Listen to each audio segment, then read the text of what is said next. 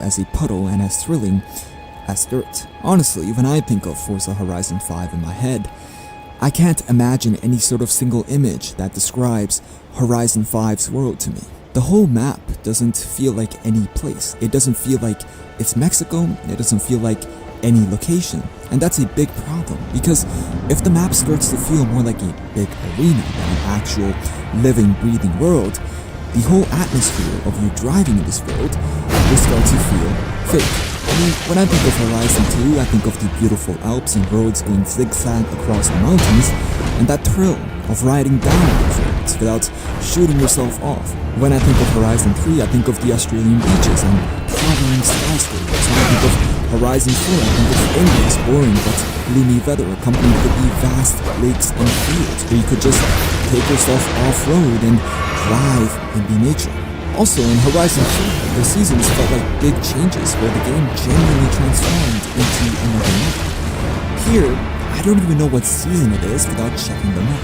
It took that one vast innovation that Horizon 4 made and threw it away like it was nothing. When I think of Horizon 5, once again, there's no central theme or atmosphere that comes to my mind. And honestly, because of all of this fan service making highways huge and roads as wide as a rock's cock, it has practically made it very boring to drive in the world and race. I sincerely don't know what thrill people feel at 500 kilometers per hour when there's no risk to it. Coming back to GTA 5, 100 miles per hour is felt like 300 in that game, because the roads and traffic were designed in such a way where you actually felt rewarded for the risk of going fast. If physics has taught me anything, it's that it's the acceleration you feel, not the constant speed. The things that Forza should be fixing, like the continuing bad customization across all entries, the checklist mission design, which is getting very outdated today, and the meaningless multiplayer, it doesn't. Rather, it focuses on putting its energy into making the game easier and easier. I mean, you can have your car fucking drive itself for you now, in the name of accessibility. It's stupid. Horizon 5 is so busy trying to be this perfect product for everyone, trying to be the best in everything, that it forgets what makes a racing game fun in the first place. It forgets the speed, the thrill, the connection to your cars, the achievement of getting your cars, the atmosphere of the world. It forgets all of that, and it boils the game down from a game to something that feels like, at best, protecting, showing off an amazing first impression of the depth of a puddle of moments. I'm so tired of this, that not only the direction of the Forza franchise, with not only the direction of the racing games genre, but with the whole of gaming. This weird obsession with trying to get the past technical details incredibly impossible, trying to simulate every droplet on your windshield. Sure, it seems impressive at first sight, but let me tell you, I don't play games to watch how many micro bits the next-gen shaders can render. I play games for fun and enjoyability, to connect with thoughts with the interactive stories told in cinematic experiences with the people I meet in multiplayer chaos. It's what games are at in their soul. Fun. I just hope playground games changes their direction. Because to me, if Forza Horizon 6 is going down the same but deeper route as Forza Horizon 5, I'm not going to play it. As flashy the graphics or the dirt particle physics may be, if it's just not a fun game, I'm not going to touch it. Technicality is a marvel without doubt, but I will never take it or let it replace it over pure, old, lively fun.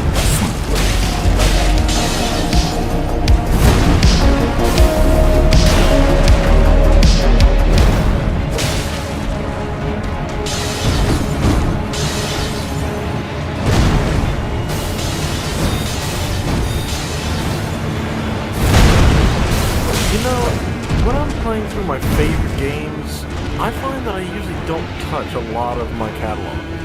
Like, I find my habits generally fall into what I've heard called the 80-20 principle, where 20% of my games get 80% of my playtime, vice versa.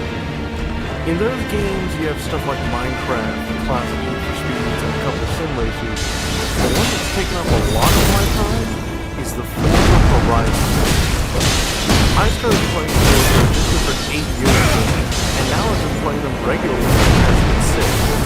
And I gonna be honest, they don't really do it for me. And for the longest time, I wasn't exactly sure why. Maybe I had moved on from that kind of game. Maybe I just wasn't as invested in it as I was when I was younger. But I think I know the real reason. To figure that out, let's go back to the start of Forza Horizon, all the way back in 2012. Actually, let's go a little bit further. But now it's official, we are in a recession. It's 2009. The world is just starting to recover from the 2008 housing crisis. Obama is inaugurated as America's first black president, and Braun GP wins the F1 Constructors title in their first season. But among all that, we got this.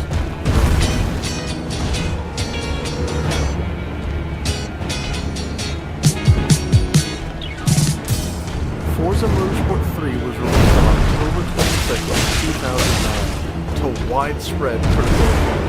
Forza Motorsport started as Microsoft's attempt at making a direct competitor to Sony's immensely successful Gran Turismo franchise. With both being semi-realistic simcade racers with the focus being on track racing. However, there were some key differences in how Forza Motorsport and Gran Turismo approached this idea, and these differences would carry over into both the Motorsport and Horizon games, namely the customization, the AI, and a different kind of approach to physics. Let's break each of these down. The customization, as much as people now like to harp on Forza for not being super innovative in their approach, was a main focus in the early games, mainly because the people who developed the game were the car guys themselves, so they thoroughly enjoyed the feeling of owning and building a car up to make it entirely their own. At this time, that really hadn't been done in a game like Forza. The only options you got in most games was stuff like the color, maybe a body kit, and its main competitor in Gran Turismo? Well, their newest release up to that point only let you change the color, rims, and add a wing. While Forza Motorsport allowed for wings, splitters, bumpers, side skirts, a vast of wheel and rim options, and a very in-depth and malleable livery decorator that allowed for players to make practically anything they wanted, although that would later become more restrictive. Also, in Motorsport 3 and onwards, the ability to swap both engines and drivetrains is added, allowing the player to drastically change the handling characteristics of really most of the characteristics of practically any car. Well, thou art of passing skill. Warrior blood must truly run in thy veins. Tarnished. The AI was built from the ground up with a new approach to making a virtual racer. Now, normally, movement AI is built like any other piece of code, restrictive and visualized determining how it should behave. If this, then that. But the Forza development team had a new, kind of interesting idea, the drivatar. Basically, what the AI would do is it would take the inputs of the player, whether it be braking, turning, accelerating, sliding, or anything else, and use it as training data, along with the AI's spatial awareness of the track, to begin training the AI to be more like the player, and in turn, be more realistic and more human. There's a great interview that Forza creative director Dan Greenawalt gave about how they made the original Forza AI, and how it changed over time, which I'd highly recommend checking out if you have more interest in that.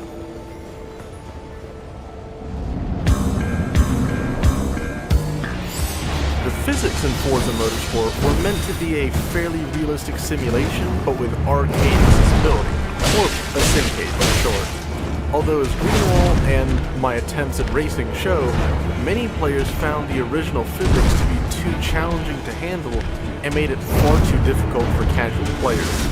So the devs implemented the toggleable assist to both counteract physics and to give highly skilled players an incentive for turning off all the assists and being awarded with extra credits after each race.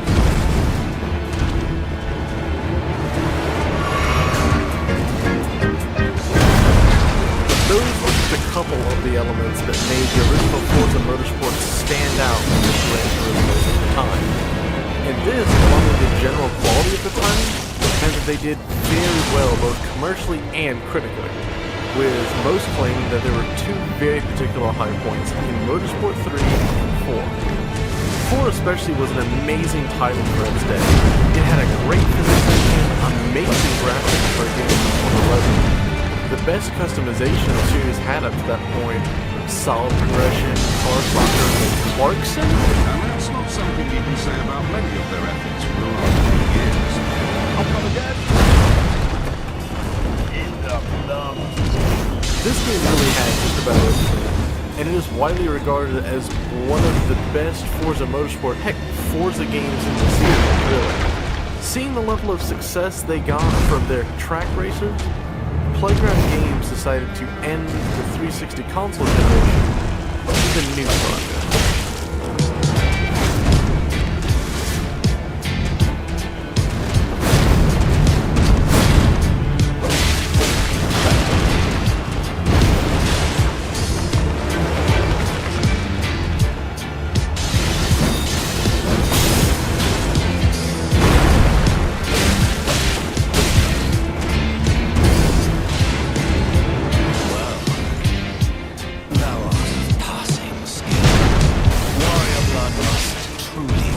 Horizon was a big departure from what the Motorsports had established up to that point.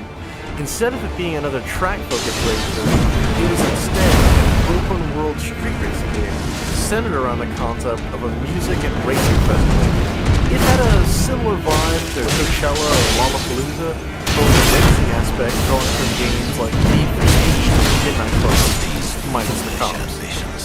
I personally really like this idea as a basis for a racing game. And it appeals to me specifically even more, as I'm a musician, and I've heard some of my favorite songs now originally from playing this game, like The Power by DJ Fresh, Are You Mine by the Arctic Monkeys, or Blue Monday by New Order. Side note, yes, I know Blue Monday is an EDM, I just got confused after watching this video on its influence on the club electronic scene, and just kind of thought it might have worked. The Horizons also introduced a story into the game, which, while not super engaging or extremely necessary, it did make the world the game was trying to build come alive. The player a bit more reason playing. The game is actually pretty good at keeping the player engaged throughout the events, and its relatively short length rarely made the game feel like a run. But after finishing up the story, you probably want to check out the multiplayer, which is really something that Forza titles have both excelled at and, at some points I'll talk about later, made the main focus of their games. The multiplayer of Forza Horizon is no different from that, although they did it in a very different way than every other Forza, where you could either join a randomly made race or Playground Games playlist made by the game, or very easily join public lobbies that people set up for drag racing, competitive, street racing, drifting, or what have you. The community is really a great part of the original Forza Horizon, especially thinking back to what people used to organize events in Forza. You didn't have Discord or the others to do that kind of stuff. You literally had to make a dedicated forum to it, or just message people on the Xbox 360. Now, as much as I like the original Horizon, I'd probably say it's actually my favorite of the series, it's certainly not one of its problems.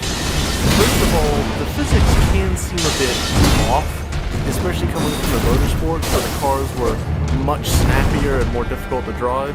In comparison, Horizon 1 feels like the same cars have semi-slick tires on and floatier suspension. The game also featured some paid DLC, which I'm not that opposed to, especially when they were adding a decent number of cars to a game with a quite small roster when compared to Motorsport 4. It also wasn't without its own bugs or odd design decisions. Like, there were funny ones like the Bunker, Carson, and Red Rock match glitches that were really fun to do in effective matches, but there was also stuff like the Rewind, and Live, the glowing paint visual bug, and the occasional titanium tree. But outside of that, this is still a super fun game to play today. I'd definitely recommend it to someone who hasn't tried it. Look up the Xenia emulator if you're looking to get it on PC. You should be able to find it there.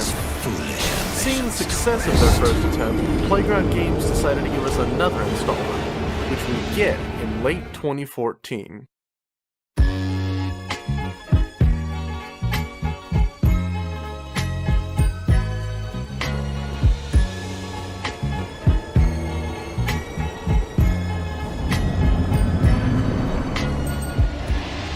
Forza Horizon 2 was the second game in the series to be on the Xbox One, except for the disappointment that was Forza Motorsport 5. It was also ported to the 360, but that version was basically just a demo of the game with Horizon 1's physics put onto a smaller version of 2's map and given a smaller car list. That was also the version that I played for a couple years because I couldn't afford an Xbox One until late 2018. When I did get the actual game, I had a great time. In my opinion, it almost takes everything Horizon 1 did right and just does it a bit better. The physics feel better to play than Horizon 1, the graphics are way better, the car list is much larger, and they even added new features like the addition of tuning to the Horizon games, which Horizon 1 didn't come with, as well as drivetrain slots, which you also didn't get back in 1, only in an aspirations swap. And they also introduced the new style of multiplayer lobbies, which, in one form or another, would basically be the standard for multiplayer on Horizon going forward. The only reason it ranks lower than Horizon 1 to me are a couple relatively small things, like the music being a bit less interesting in my opinion. Like, there are definitely some great stuff to learn there, like Nitrous by Nick Mulvey. We get mad with no words to say. We get mad with Love Sublime by Ten Snake and the legendary Nile Rodgers.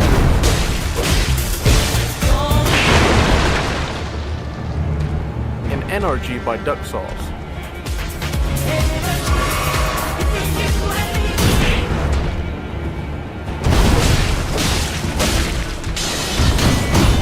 Although to me, the average song in Horizon 2 is just a little bit worse. And the change of the old online system to me made the online, 1, a bit more impersonal, and 2, a bit worse. As you couldn't just kick out someone for ramming or being in mud on the road. You had to deal with them like you would someone in NASCAR, except instead of a bump and run, it's more of a smash and dash. And the single player did start to take a back seat to the multiplayer. This would become a somewhat concerning trend going forward. But besides that, Forza Horizon 2 is genuinely a great game, and it's one that I see rated very highly by players that have been in the community for some time. I'd say that they gave Horizon 1 a proper sequel, but can they do it again?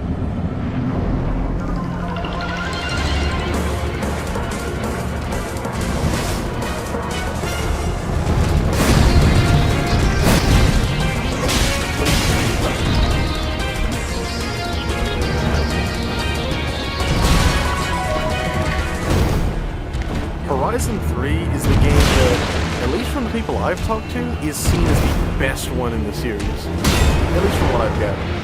It's essentially the culmination of everything good about the previous 2 games put together, but with even more stuff.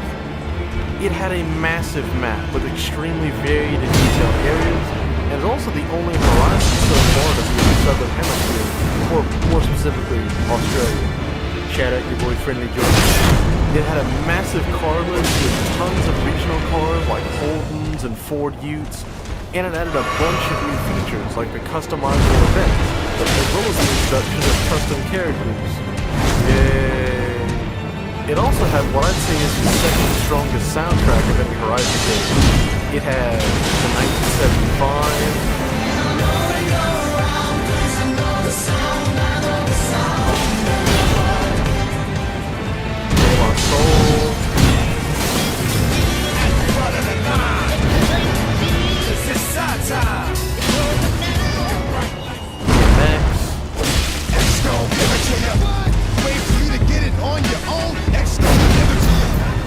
Justice?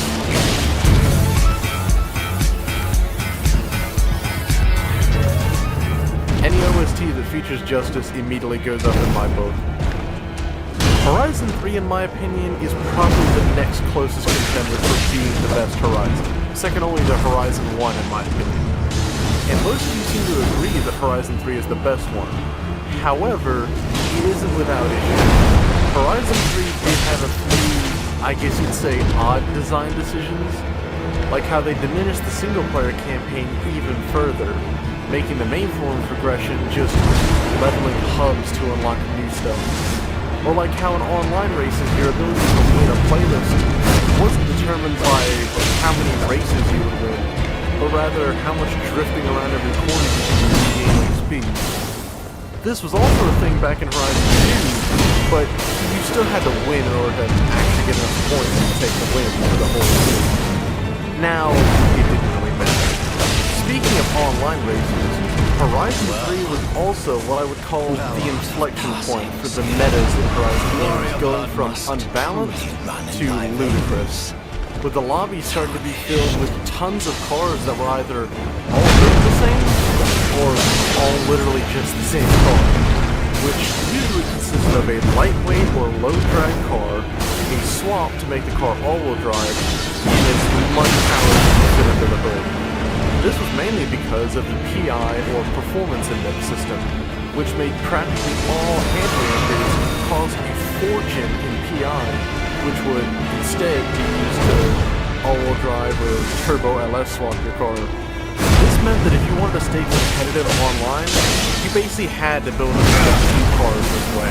This basically started here, because back in 1 and 2, even if your opponent brought a much better car, you still had a reasonable chance of beating them purely by outracing them. That wasn't exactly the case in Horizon 3, at least not as much as 1 and 2. But outside of that, and maybe a funny incident where the dev build of the game got leaked, Horizon 3 is still a great game. Probably the one I would recommend to someone who started with fighting games, because in my experience, it's all downhill from here.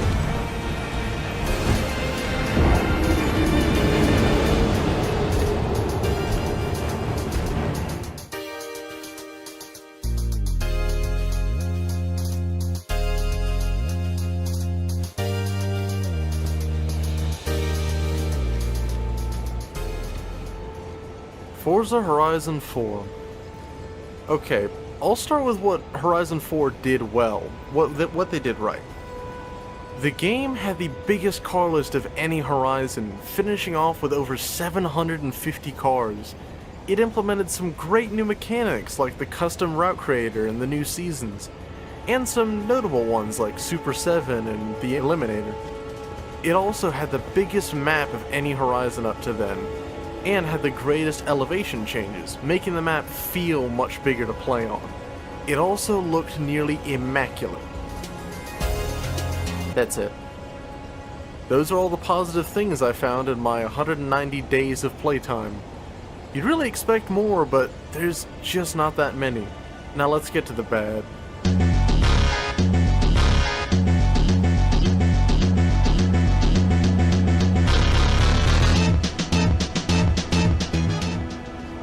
Let's start with the small stuff.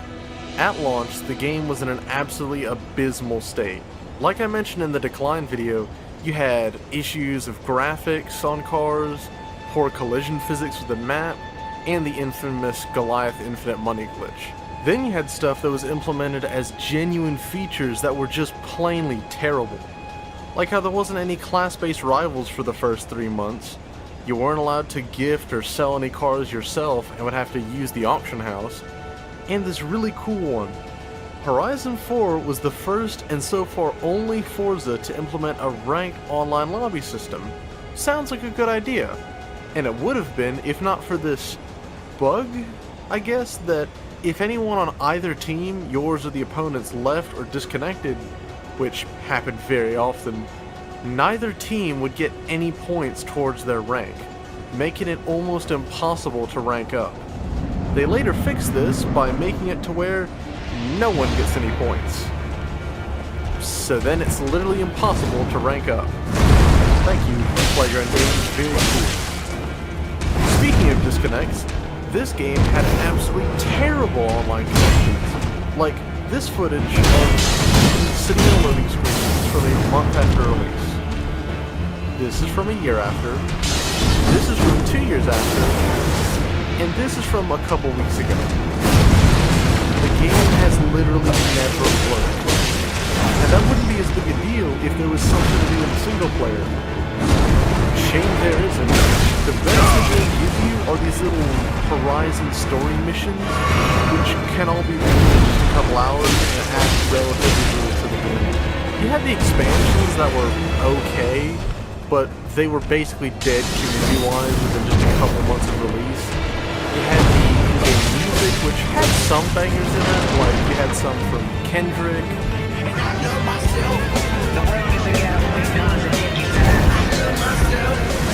Greta Van Fleet,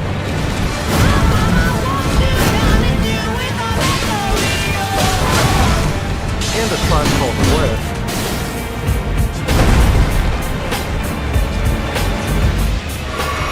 But they didn't really get much out of the group that they had paid for. Like, for those that listen to them, I'm guessing when you think of Anderson .Paak, you think of hip-hop inspired beats, jazzy instrumentation, and soulful vocals, like Come Down, Come Home, or Fly As Me.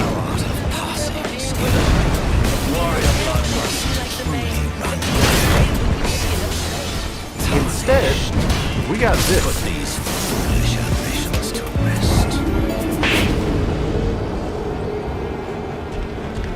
You also had the awful physics that, when paired with a busted PI system, meant every car either felt like or was upgraded to ensure maximum understeer. And then it was the tuner's job to try and absolutely screw the car just to get it to turn into corners properly.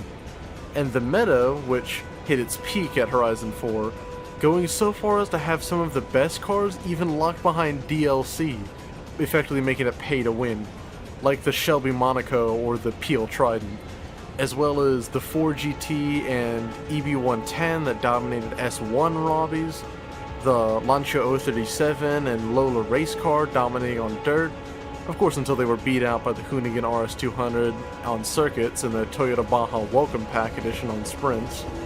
And later in the game, you have the absolute scourge that was the rear-wheel drive power build, a type of car purely designed to both annoy the driver and the drivers around as much as possible, and to be the fastest car on the vast majority of road tracks. And you want to know the funniest part? That's not even the worst part of Horizon 4. But to get to that, we have to talk about 5 because it might be even worse there.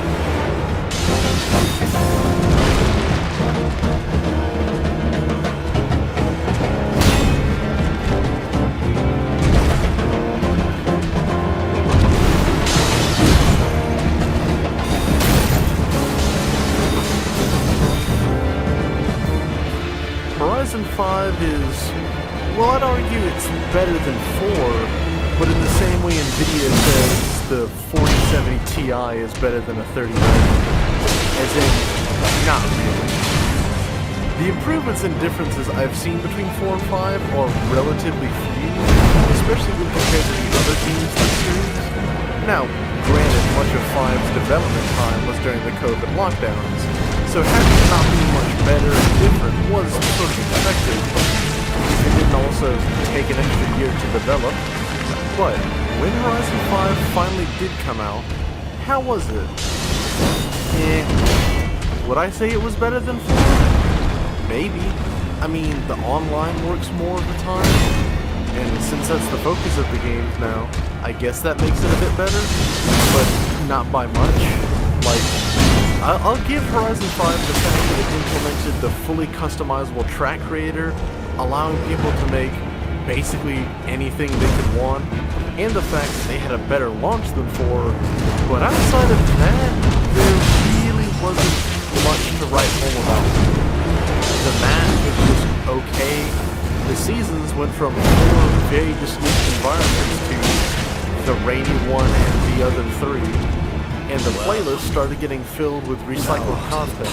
Oh, did I mention the playlist? They were implemented back in Horizon 4 as a monthly update that would also include a new car basically every week. One, they were able to add new content in, especially that we didn't have to pay for. But 2, it was the only reason a lot of people were still playing for in 2020 and 21, which to many, including myself, became very boring and monotonous very quickly. This meant that when I got to Horizon 5, and within a year, they were already starting to recycle cars that were 4 but not 5 at launch as new cars for the festival playlist, it left me with a bit of a sour taste. and told me that even if I stay with this game for a while, I'm probably not going to see my ending. Why should I? Because then I'd have to deal with one of the worst parts of any Forza Horizon game, especially the last two. The Forza Horizon community. Put these foolish ambitions to rest.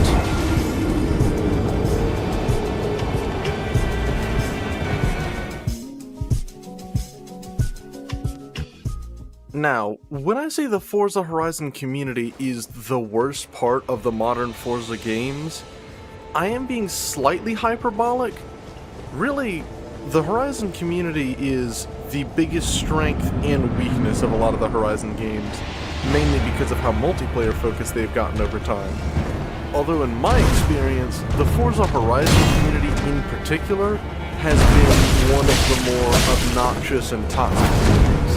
And this is coming from the racing game community as a whole, which, if you watch the video by Moses' video on why he's actively trying to distance himself from the community, you'll see why the community as a whole, throughout all of racing games, hasn't been in the best state.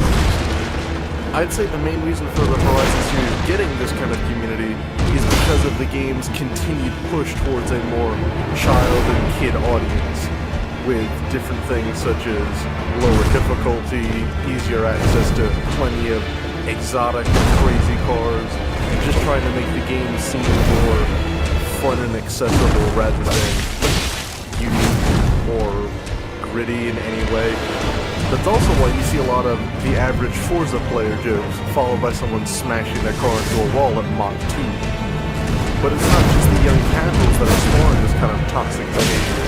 For any of you that saw the video by SP4 on the competitive racing community, which, yes, is a thing in the Forza Horizons, that's not just a motorsport film, you know that in the competitive scene, there are a lot of people who aren't exactly the easiest to work with, especially when it comes to organizing events and joining up into groups in a game that already doesn't have the best online connectivity, which just makes the whole process even more frustrating.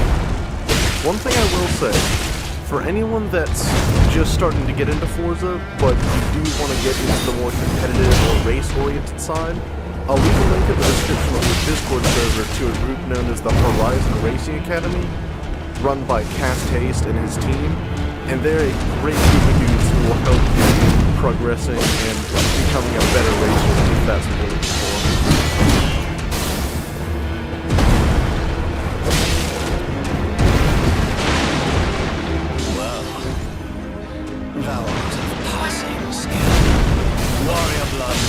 Forza Horizon really isn't in a good state right now. Literally, as I'm editing this video, it seems like I'm getting more and more proof of that, as many of the lead developers of the game recently left the game. And as of 2 weeks before the video goes out, they managed to somehow break a bunch of the leaderboards and just delete tons of times, while still leaving all the ones that were hacked or done via altering the game. So I don't know how they screwed that one up, but yeah. But they also announced the Rally DLC, which I guess I'm excited for. I mean, I'm not gonna buy it, but it'll look nice if other people try it out. Especially since we've already had a Rally DLC back in Horizon 1.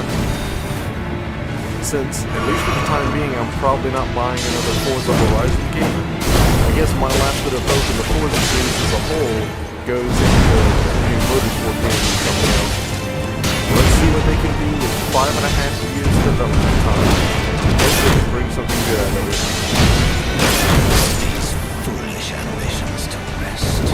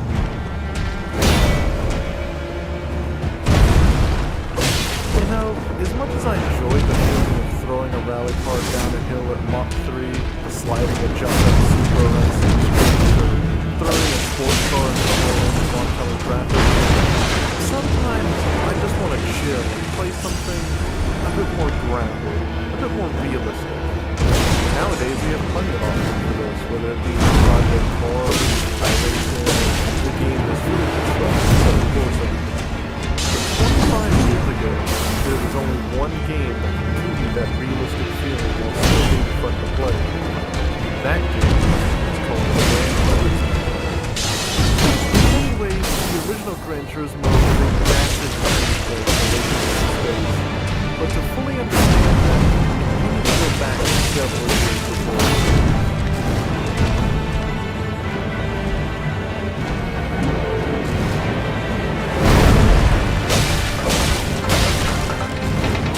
In 1992, Nintendo released Super Mario Kart for the SNES, which would go on to be a massive hit. Now, you might wonder why I bring this up. Mario Kart doesn't share anything in common with Gran Turismo. You're right, and that's exactly why I bring it up. Because before Gran Turismo, Mario Kart was the standard for what racing games were supposed to be. This became apparent when, in 1994, while trying to find games to launch for their new PlayStation, Sony was approached by a then 27-year-old Kazunori Yamauchi, who I'll refer to as Kaz for the rest of the video. Kaz approached Sony with the idea of a track-focused racing game, in the same vein as games like Pole Position or IndyCar racing, but instead of being focused on almost exclusively race cars and high-end sports cars, it would encompass a wide array of cars, mainly cars that the average person would actually own. And it would feature a, for the time, very realistic physics simulation, giving the player a real sense of how the car feels to drive in real life. To which Sony said, no. They argued that players wouldn't want something as boring as a simulation, so instead they tasked him with making a Mario Kart clone. And in December of 1994, coinciding with the launch of the PS1, we got Motor Toon Grand Prix. It's an alright game, goofy graphics, wacky tracks, and power-ups as you'd expect from any good Mario clone. Although, while developing the physics for Motor Toon, Kaz and his team at Polyphony Digital started implementing some of the simulation aspects that he had originally envisioned.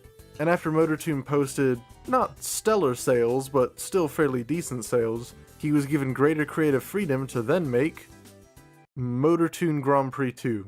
Which went on to do very similarly to its predecessor. Although, there is one major difference. If you completed the game on the highest difficulty, you would gain access to a mode where you could drive both a Formula-style race car and an American stock car. At the time, this seemed like just an innocuous extra put in for shots and goggles, but soon, this would make a lot more sense. After the release of Motor Toon 2, Kaz and his team of less than 20 were finally given the green light to make their vision of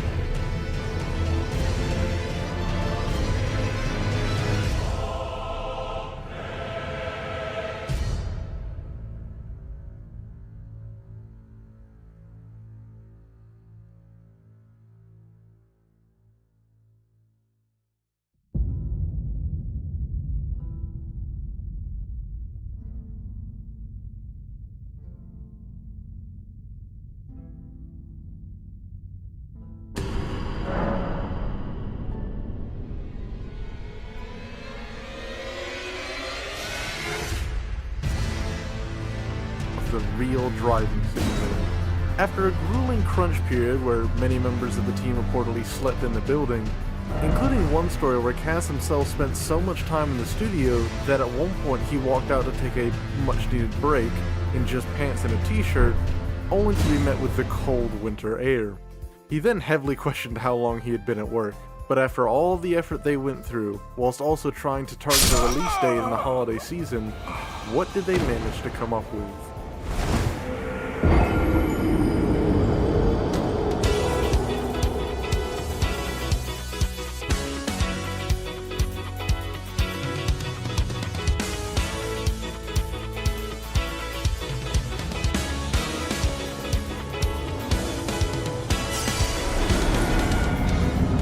Gran Turismo was an absolute game changer. Immediately it smashed sales expectations and would go on to be the best games on the PS1, moving just shy of 11 million units.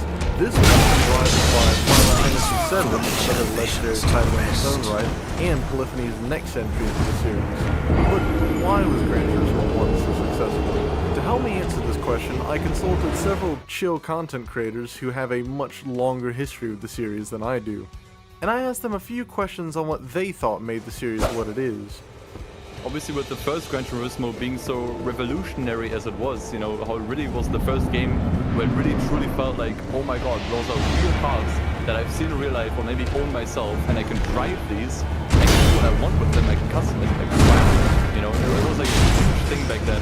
And I think that's what initially drew like a lot of attention to people, because it really like revolutionized racing games, because prior to the first Gran Turismo, you had stuff like the earlier Need for Speeds or test drives that focused more on like cars or have fantasy cars altogether. And Gran Turismo really took a risk in that they were like, okay, we're gonna take all the hitboxes from the real world and buy them and raise them and play your way up to fast stuff. That was like a huge appeal back then. Before I was like born even. And I totally get it, right? And especially because of how good it looked for a PlayStation 1 game, especially Gran Turismo 2. To really get a deeper understanding, we have to look at the specifics. Let's start with the game. The gameplay and feel of Gran Turismo 1 was very different from many of its contemporaries. I would describe many of the other races from that time by basically saying they feel as though the game world moves around the player, especially in the early 3D days of games like Mario Kart and Cruise USA. This was also felt in the camera, which was almost always locked in a position behind the car. Gran Turismo was a fair bit different in that you felt like you were a part of the world. You could feel every little detail of both the cars and the tracks. Although by modern standards it was fairly primitive. The biggest example is the game with bumps and changes in elevation. That is to say, poorly. But even taking that into account, this was still leagues ahead of basically every other racing game that was out at that time. And those that could rival it in terms of realism couldn't rival it in terms of presentation, music, sound design, or, and this was a big selling point at the time, just pure content. To give some context for this, I'm going to compare it to 3 games of the same era. Mario Kart 64, Need for Speed 3, and Colorado Valley, all of which were amazing games in their own right, and arguably still hold up pretty well today. Here's how many times this game has winning any awards. When we compare the number of cars, based on these numbers, you'd expect 30 or 40 to be impressive. Anything else is way too taxing on the hardware. They put in 180. That was absolutely insane for 1998. Although, that's not entirely accurate, and Gran Turismo is very clear in installments. Really like to have many variations and models of the exact same car. So, now there are more like 140 distinct cars in GT1, but that's still a massive list of cars. The best part was, not only do you have this massive car list, you can also upgrade and tune the cars exactly to your liking, with various engine components, weight reduction, different types of tire compounds, even adjustable gear ratios all being available to play. There were almost no racing games then that had systems like this. Even now, it's limited to pure simulators and Forza. Another thing that was unique to Gran Turismo, but didn't necessarily said was how it challenged the player. Unlike other races, you couldn't just progress linearly through a certain race to get access to the final event.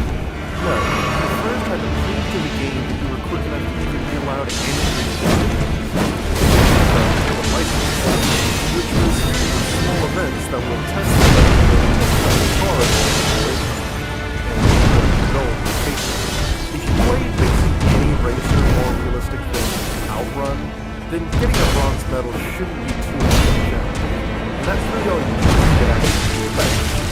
Where's the fun in that? Because there's feelings as good as grinding away at a license for hours at a time, and then you rewarded with cars significantly faster than anything else in the car. And it feels good when you earn it. And you imagine you just drive something that feels both deserving and achievable. It's just been there, because the races aren't exactly straightforward either. Different challenge every time you start the event. The events themselves also put greater emphasis on the car collection aspect of the game, as almost all events had specific requirements for the type of car allowed in each race. So you'd have to go out of your way to get a varied car list if you wanted to compete in all the in-game events. And the game also gives you the freedom to compete in any event you want, as long as you have the car and license required to compete. This meant that no two players would play through the game the same way, giving it even more character. Speaking of character, I need to give a mention to the music and art direction. These were that little something extra that made me special for its time. Whether it was the 3D medals after you beat a license test, the satisfying sounds and the melodies, the tracks that were played on the game. It was specific to what it was happening on. Gran Turismo was able to make a vibe and take on to itself, without taking away anything from its core gameplay.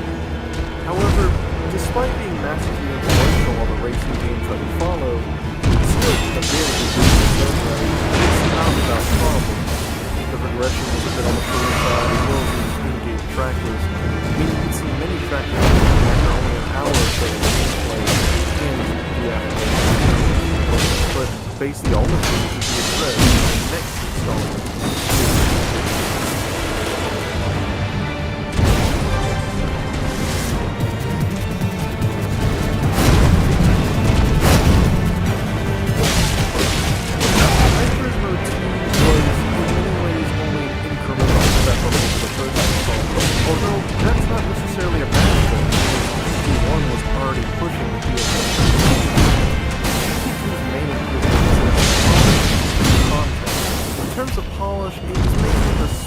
But very important things that were improved upon, like how they fixed the car's tendency to want to enter the stratosphere on jumps, or how they made progression both easier and also more varied in terms of length, regulation, difficulty, and track selection.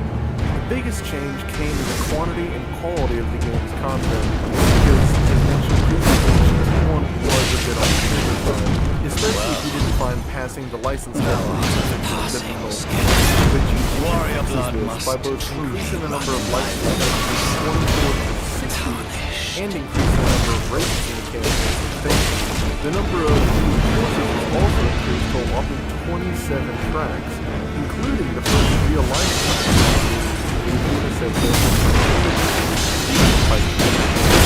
first races for rally racing, although not perfect, especially not one of the highest well-known tracks.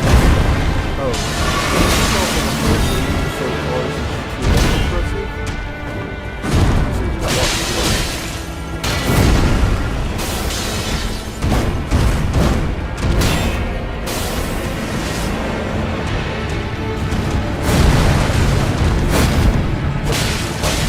That's right, 660 cars in 1999. That's more than even SH5 had lost 22 years before it came out.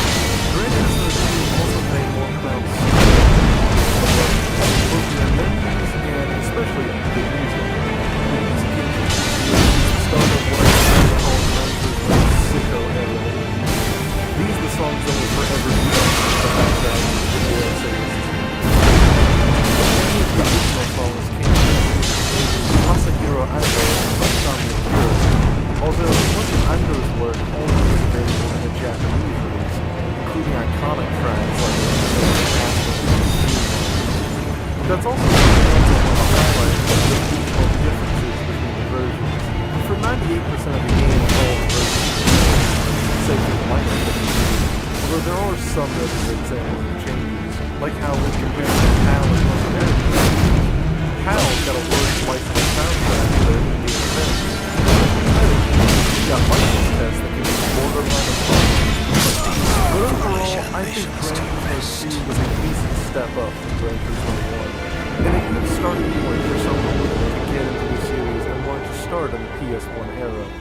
Although the series would change dramatically going into its next era.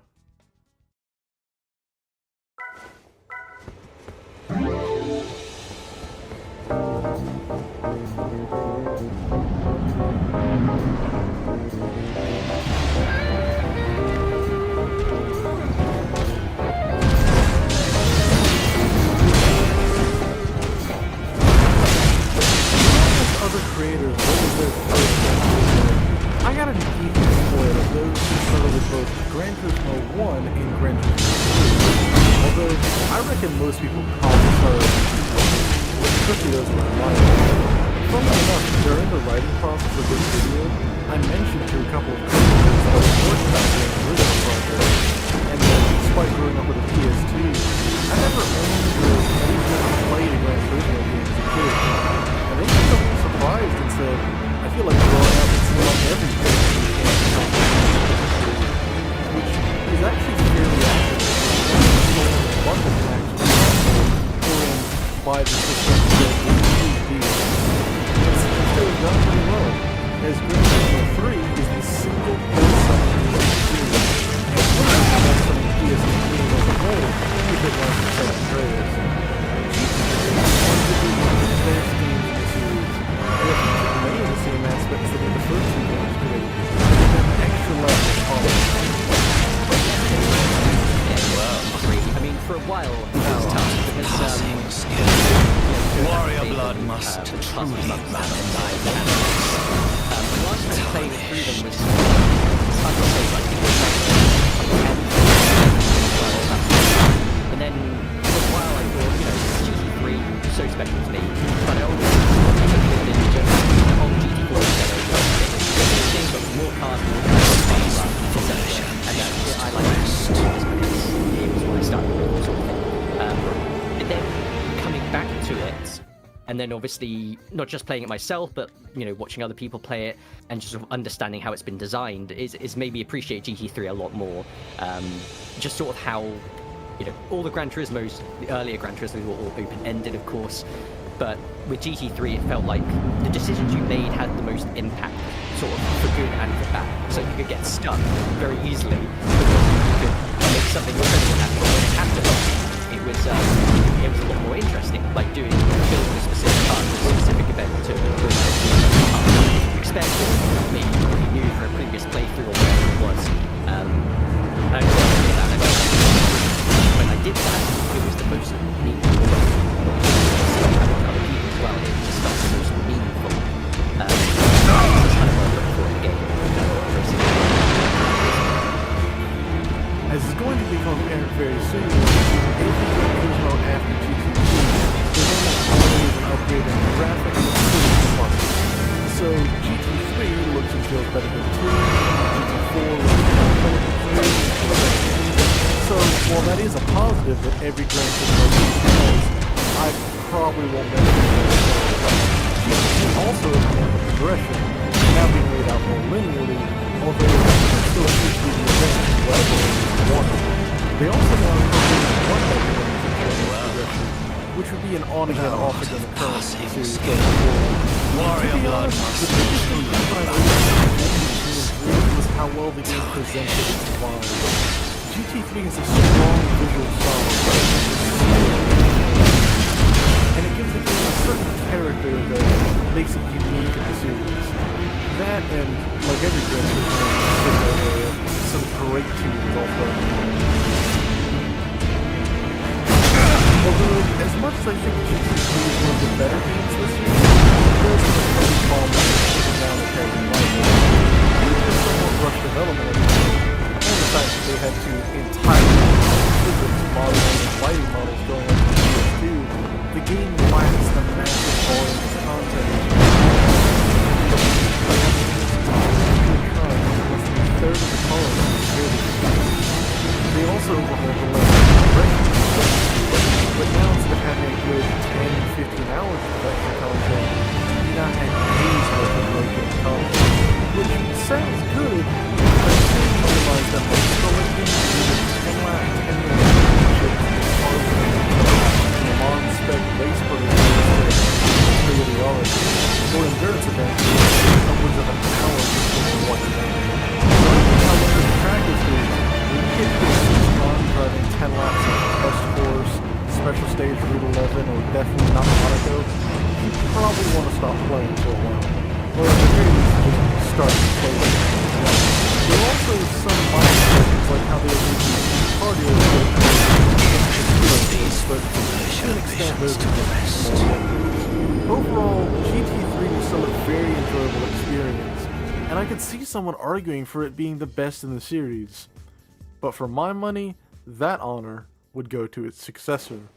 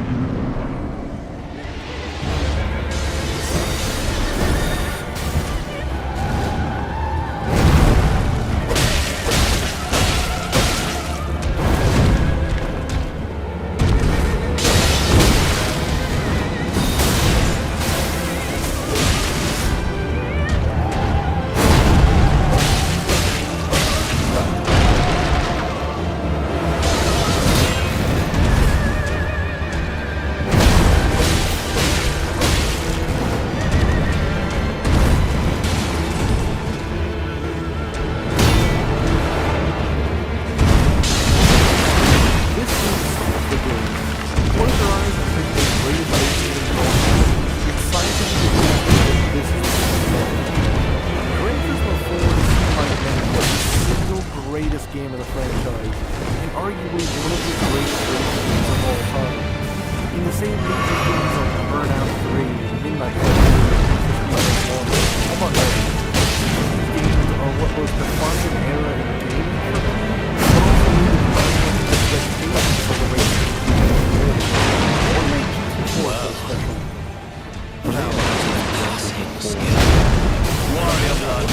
Have like a certain charm. It always feels nice to come back there again. Seeing the vast majority of content you can do, like competition, manufacturing, the big selection of cars you have in there. It's really cool coming back there. It's so great to have an incredibly developed for the time, especially on the console. That is something like such a good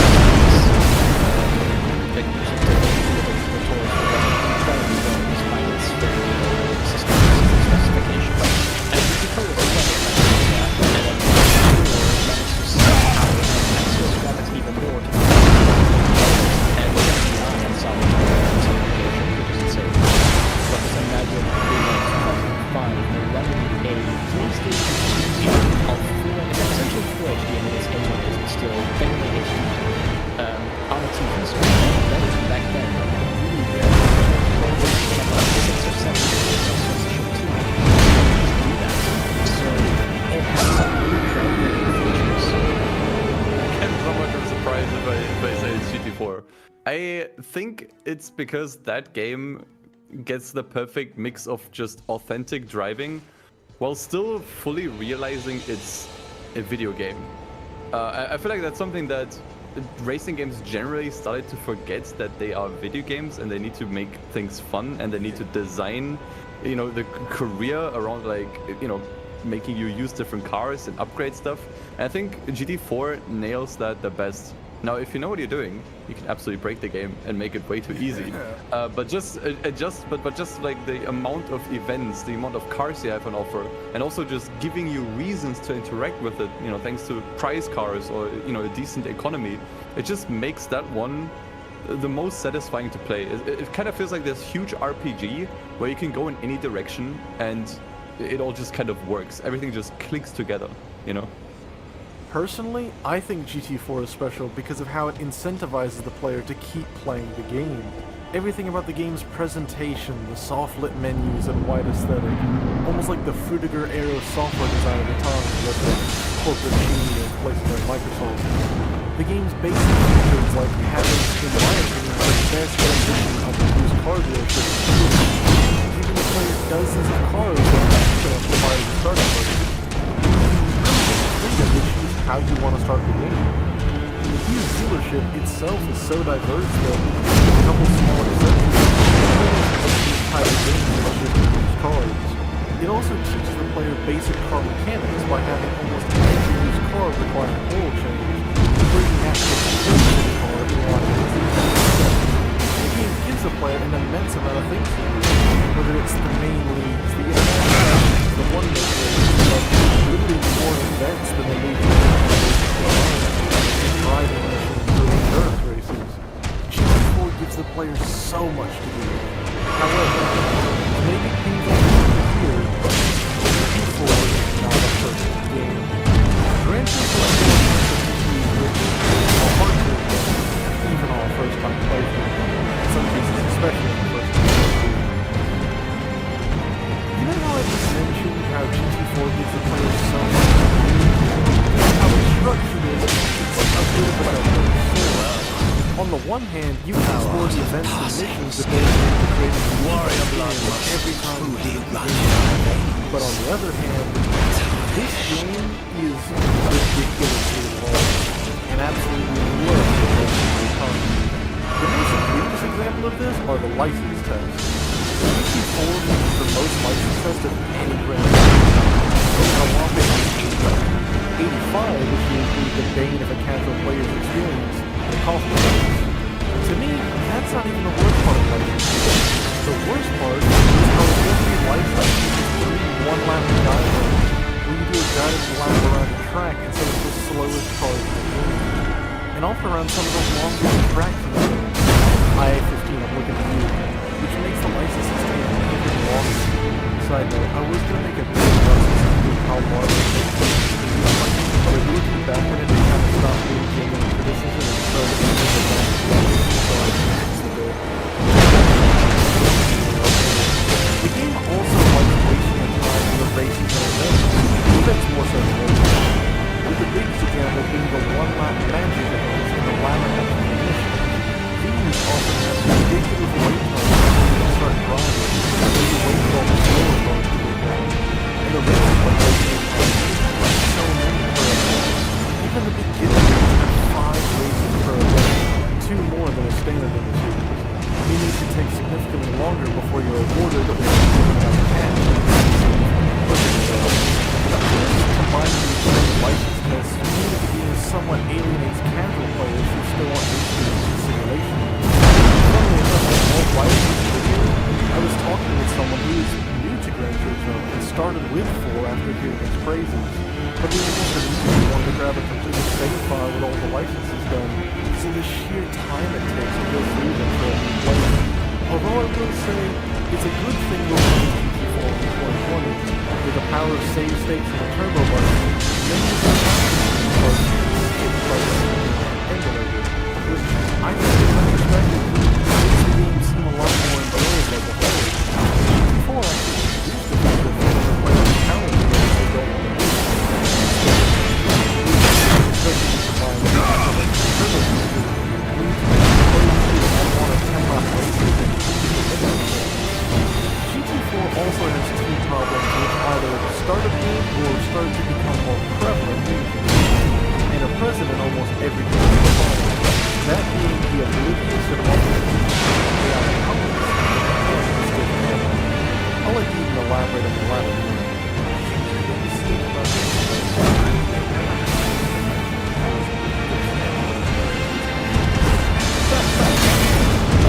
My worst enemy, yeah.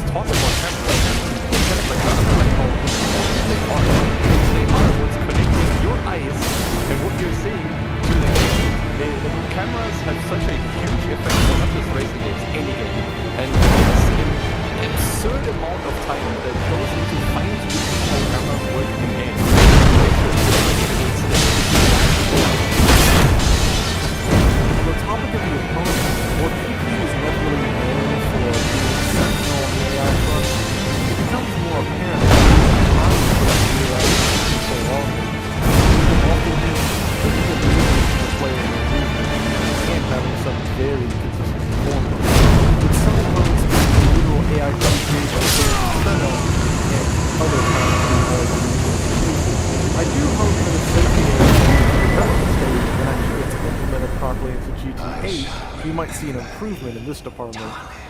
Now, having said all that, I want to make one thing clear. I have a deep appreciation for Gran Turismo 4, and I do agree with the general consensus that it is the best in the series. The only reason I put this game under greater scrutiny than the last 3 is that almost no one ever does. And as much as I might really enjoy this game, it's not perfect, but damn it if it isn't close. Because when you get the perfect vibe from the music and presentation, and land on a car and track combo that feels just right, for a few minutes you understand why people hold this game in such high regard. Paraphrasing the words of the great Paul McCartney, It was great, it sold its bloody Gran Turismo 4. Shut up.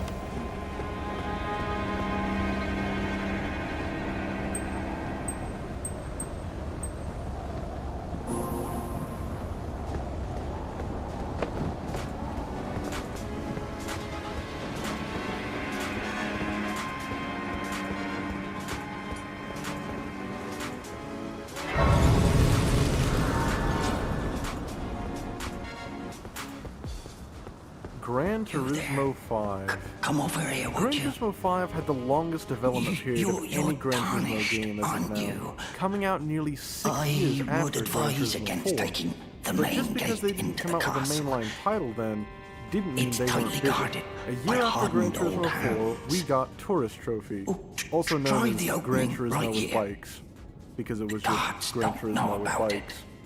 In late 2006, we got the first PS3 Gran Turismo in Gran Turismo HD Concept, which was really more of a tech demo for some of the new features GT5 would have. GT3 also got a lot of these during and after its development. Then, in late 2007, we got Gran Turismo 5 Prologue, which, similarly to HD Concept, it was another sort of technical showcase, but this time with a lot more cars and tracks, a decent, if relatively short progression, and a fully functional online mode, making this the first proper Gran Turismo release to feature online play. They also treated this somewhat like a full release, selling it for $40 at launch. In 2009, we got Gran Turismo for the PSP, which was basically just the handling and most of the cars and tracks ported from GT4, but on the PSP, and featuring a weird arcade mode-like progression. It was alright and sold actually pretty well for a PSP game. But finally, in November 2010, after nearly 6 years of waiting, we got the next entry into the Gran Turismo franchise. Actually, before we get to that, I have to give some context for that time because Polyphony wasn't the only studio who was cooking throughout the late 2000s. A few months after GT4 came out, Microsoft released Forza Motorsport as a direct competitor to Sony's singular racing titan. And, to be fair, as much as I like FM1, I'd still much rather have GT4. However, Forza Motorsport did introduce some key features that players have been clamoring for as early as the first Gran Turismo. Stuff like body modifications, variable time of day settings, the ability to paint your car.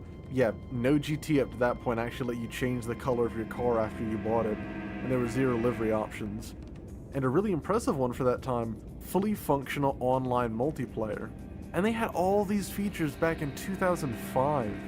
GT5 took so long to develop that Forza were already on their 3rd installment by 2010. So, knowing all that, was Gran Turismo able to take back their lead in the market over Forza while also improving on the games that came before? Sorta. Let's start with what's good. Gran Turismo 5 cranked the content up to 11, with the car list breaking the 1K threshold after all the updates, including many new cars from exotic brands like Lamborghini and Ferrari, and the track list totaled 77 circuits. They brought the online mode from Prologue onto the full release, making it the first mainline entry in the series to do so. They also added the ability to paint cars, sorta. You couldn't just paint the car whatever color you wanted. Instead, every car you bought came with its own little paint token thing that meant you could paint any other car in that color. Don't really see why they couldn't just put in a normal paint option like every other racer, but that's neither here nor there. They also started getting real motorsports involved in the making of the series. The most prominent example was the Jeff Gordon Racing School, which, as a southerner with a strong passion for NASCAR, I really enjoy. Except for the fact that Jeff himself looks like he was upscaled from 240p. This would also be, in my opinion, the end of Gran Turismo's sicko era in music, because while the original OSTs of the games that would come after weren't bad per se, they weren't exactly that unique either, besides just having a sort of jazz flair every now and then, and didn't immediately sound like they had come from a Gran Turismo OST like the games before. They also improved the graphics and physics like every other release, which I think I really like. I like how Gran Turismo 5 looks. Although I started with the Forza Motorsport games and have hundreds of hours in Motorsport 4, I personally say GT5 looks a bit better. That's more down to where the game's strengths lie. Generally, FM4 tends to have more detailed car models with a higher polygon count and higher res textures, while GT5 tends to have more dynamic and realistic lighting. So it all depends on what you prefer. And here where things get a bit complicated, because more than a few people say this game is the best in the series, right up there with GT4, or say it's their favorite because it's the one they started with, which is fair enough. However, I also know a number of people who would argue, with very valid points, that this is the worst mainline game in the series. If we're gonna be fair, I think the worst Gran Turismo, and this might break some people's hearts, is probably 5. Now hear me out. I like the game. There's a lot of people that like the game.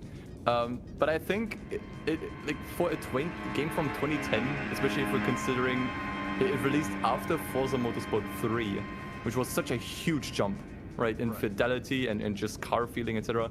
It wasn't quite there. You know, you have a shorter career, you don't have any one-make races anymore, you have this entire weird concept with standard cars and premium cars that nobody really liked. So I think Gran Turismo 5 stumbled the most, but I think it's still fun, right? And it's also not the one that I like the least, but I think I can acknowledge that that one probably had the most amount of mishaps. Okay. What do I think of GT5? I think it's very good. As will become more apparent later in the video, I honestly don't think there's a single full release with the Gran Turismo name that I could call a bad game in good faith. And GT5 isn't even just an okay game, it's a good game that I would recommend someone to check out if they were new to the series. Actually, I'd say this, GT4, and GT2 are probably the best starting points for someone looking to get into Gran Turismo. Although, there are still some notable issues, some major and some marginal. One major issue is the progression, but that really depends on whether you did or didn't like the progressions that came before, because in contrast, GT5 is much easier, much quicker to get going, and the license tests are completely optional. So if you want a more beginner-friendly experience, GT5 is much better for you. But if you want to be challenged, you might have to go out of your way to find it. They also didn't exactly balance every event. One notable example of that is the sports truck race brought back from GT4. The main reason being there aren't any trucks in the main dealership, so you have to find them in a used car dealership. I've been playing for over 40 hours and still haven't seen a truck. Which reminds me, remember when I said GT5 has over 1,000 cars total? That's a bit off, for 2 reasons. One, this is the first Gran Turismo to have a standardized international release, so the Japanese version is the same as the American version, which is the same as the French version, etc. This doesn't cause any issues, and I overall see it as a good thing, but it did introduce one problem, that cars that were called or marketed something in one region might be called or marketed as something else in a different region. Polyphony solution? Add all of them. Which is how we got stuff like a total of 20 Mazda MX-5 NAs, which is the most notable example, but is far from the only example. And 2, the fact that over 3/4 of the car list are models ported from the last 2 games, meaning the majority of your cars are going to be the, quote, standard cars, unlike the premium cars modeled just for the current gen. And unless it's a new exotic manufacturer, a race car from the past few years, a concept, or a GT kart, chances are it's going to be an old model. The game also separated B-Spec mode into its own separate progression, meaning you could no longer use it to skip unwanted events. Although you could at least name and slightly personalize your driver, which was kinda cool. So overall, GT5 is still a solid game. Although I could see someone having their grievances with the changes introduced, as a whole, it's still a fun game.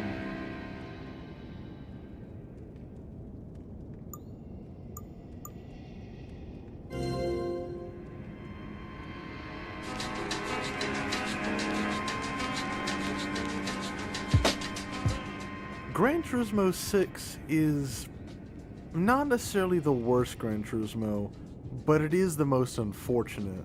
This mainly comes down to when it was released, coming out 2 weeks after the PS4's launch date, but it was stuck on the PS3 with no way to play it on current gen hardware. That likely contributed to its below average sales numbers. While 5.2 million normally seems exceptional even for a AAA release, it becomes less impressive when you realize that was less than what GT5 Prologue sold. It also was seen as only an incremental upgrade from GT5, similar to how GT2 was to GT1, although this time GT6 took away many of the features the last game was built on, like how they started trying to take away player choice by forcing the player to choose the same starter car, or how they removed some of the variation in early car selection by outright removing the used car dealership. Although they also started collaborating with various manufacturers for a new project called Vision Gran Turismo, or Vision GT for short. Vision GT is a cool idea for car builders to experiment with new concepts and in some cases develop them into production models, but in-game, they usually don't play many major roles.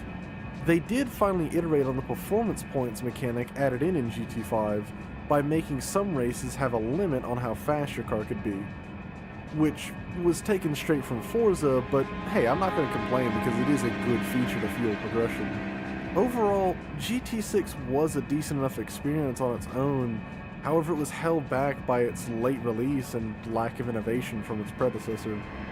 Although, going into the next release, I think Polyphony may have overcorrected a bit when people said GT6 wasn't innovative enough.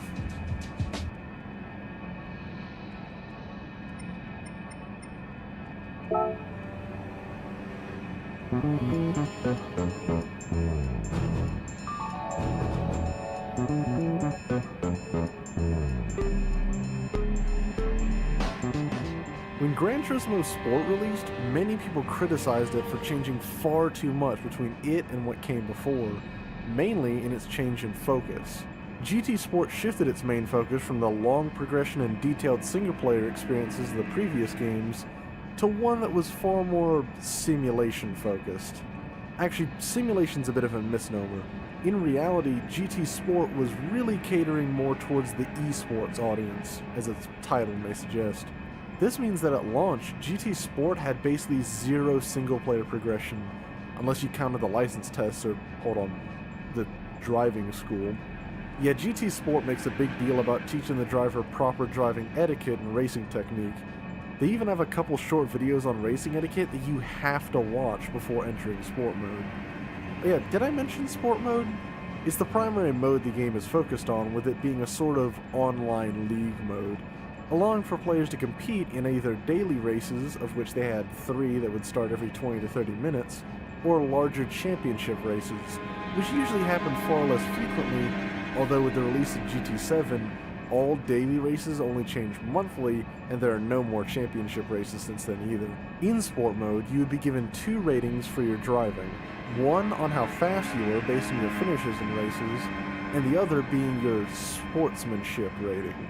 Basically, a rating to describe how cleanly you drive, with both of these rankings being taken into consideration when you go to join a Sport mode lobby, so you're more likely to get paired with people of similar pace and ability to drive cleanly.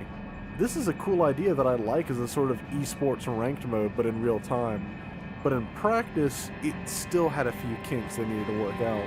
One issue many players brought up was with the new penalty system introduced in GT Sport. It was made to curb drivers from driving dirty and to have more of an effect besides just impacting who they got paired with in lobby. But its actual moment-to-moment decision-making could be a bit inconsistent. But overall, the system was actually alright, deterring people from driving super recklessly. GT Sport also had a hard reset on almost all the visual aspects of the game, similar to what GT3 did, with a car and track was reduced dramatically from its predecessor, especially at launch, but that was so all the models and textures could take full advantage of the hardware they were being built for, as the car and Sport were the consoles it was made for. It was also extended to the sound design of the game. If you wonder why I haven't mentioned sound much in these installments, it's because every GTI really wasn't exactly groundbreaking for their time in car or environmental sound. Some cases actually being kind of bad. Now with Sport, they completely rewrote their car sound. Dude, you're gonna listen to this.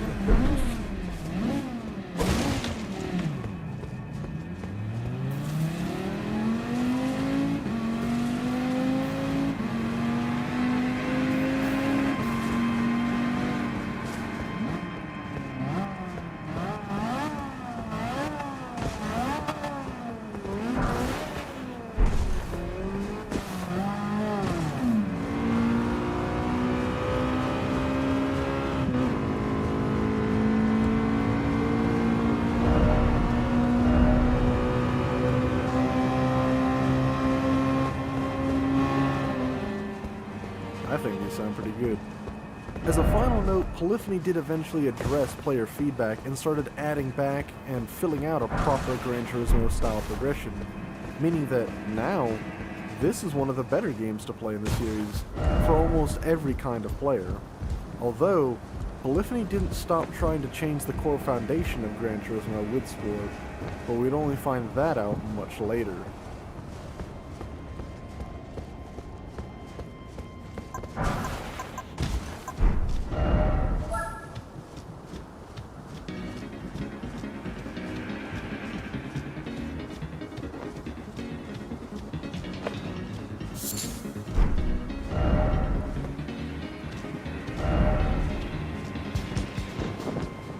Gran Turismo 7 was disliked almost immediately after release, being hailed as a critical success while almost universally being panned by players. This was down to the fact that at launch, and for a decent while after, many of the game's most unique and historically important cars were locked behind millions of credits, with the game giving the player two options to afford them. A, dump tens of hours into the single player and grind out events just to afford a single car, or B, pay up. This didn't sit well with anyone, and after enough backlash from players and critics, they eventually started increasing payouts and events to make it easier for players to experience the game in full. But as much as the media attention may have placed all of GT7's failings at a botched microtransaction feature, it was far from the only issues it had. Raffle Waffle put out a full series of videos detailing all of its shortcomings, but here's the Cliff's Notes version. The single-player progression was removed, again like in GT Sport, but it was done in such a way that was arguably more insulting to longtime fans of the series. Before GT7 released, it was marketed as a return to form for the series. It wasn't GT Sport 2, it wasn't GT Manager, it wasn't Tourist Trophy 2, it was Gran Turismo 7. And all the promotional material said as such, so people were expecting a classic Gran Turismo single-player experience. We did not get that. Instead, we got these cafe menu books that are at best a short single-player progression that spends about as much time telling you about the cars you just got as you spent getting them, and at worst, it's a kind of tutorial battle pass hybrid that is too long by either standard. You could also just skip much of it by just buying the required cars and moving on. The races themselves became a bit of a joke as the AI were as oblivious and inconsistent as ever, but they also made it where nearly all single-player races consisted of a rolling start, with every opponent several seconds ahead of the last. This usually led to the player either being significantly faster than the AI was prepared for, and leaving them behind with a lap to spare, or still being 1 mile back while crossing the final straight.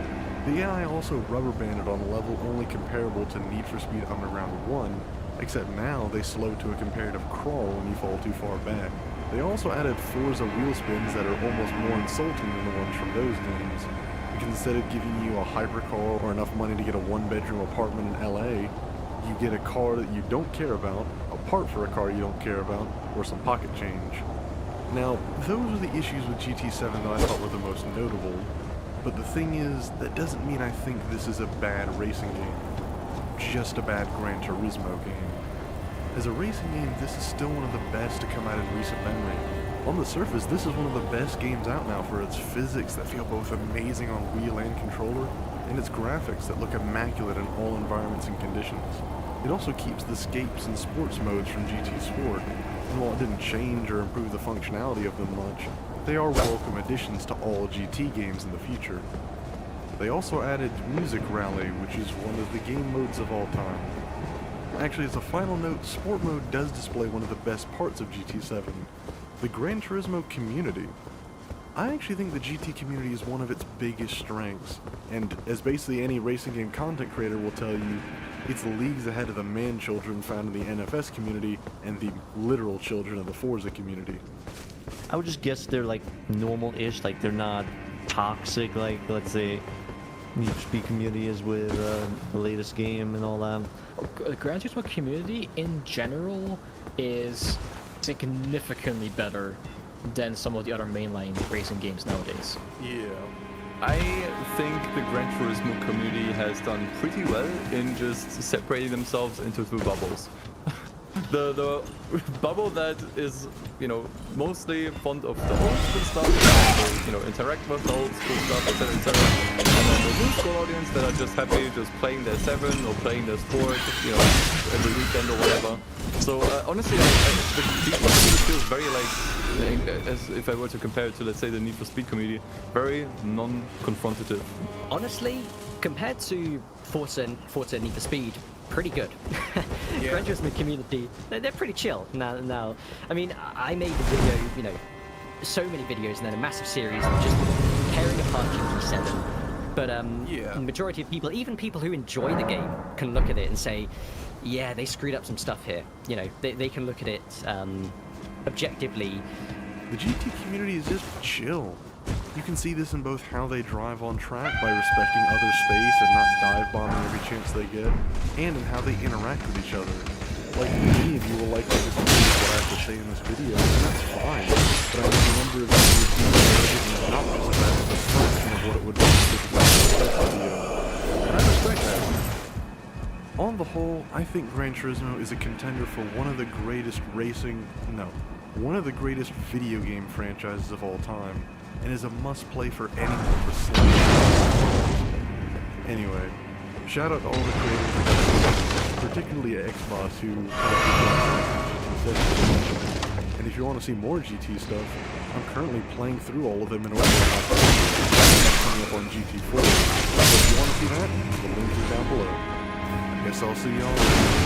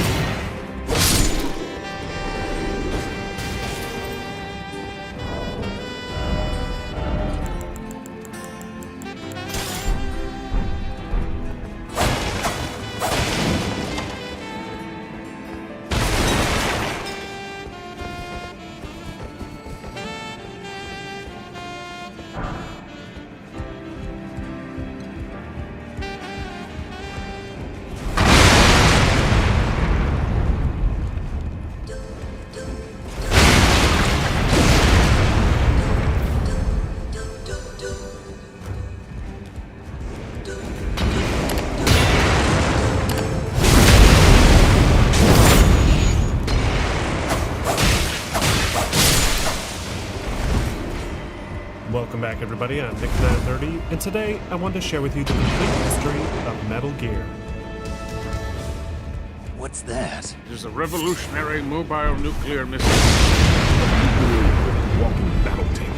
The kind of Metal Gear you Metal Gear. This will be it must not be seen by the others. Is that clear? Got it. I'm ready to go. We're out of time. You've got to stop that thing. In a while, brother. Liquid. You've got to stop him before it's too late to track him down. Look, our ways of thinking might be different. You're still a legend, a hero. I'm no hero. Never was. Never will be. Now I'll finish the work that Father began. I will surpass him. I will destroy him. What's wrong, Snake? Snake, are you okay? Snake! Kept you waiting, huh? Metal Gear is a third-person stealth-action video game series created by Hideo Kojima and the gaming division of a Japanese entertainment holdings corporation called Konami.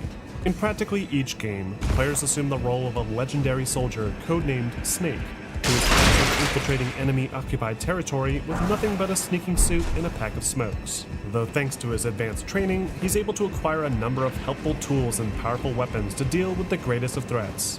Whether that be a squad of supernatural soldiers or a 40-foot-tall, nuclear-equipped bipedal tank. The series has been celebrated for decades thanks to its rich storytelling, its polished gameplay mechanics, and its unmistakable style. So much so that even those who don't consider themselves gamers will likely already be familiar with at least some aspects of it. What's more, the series is also responsible for helping to popularize stealth action in the video game industry, and also helped to usher forth the age of the AAA game. So how has this nearly 35-year-old video game franchise changed since its initial debut? And where could it go next? Well, to answer that, let's begin by first looking at how the series was conceived back in the late 1980s.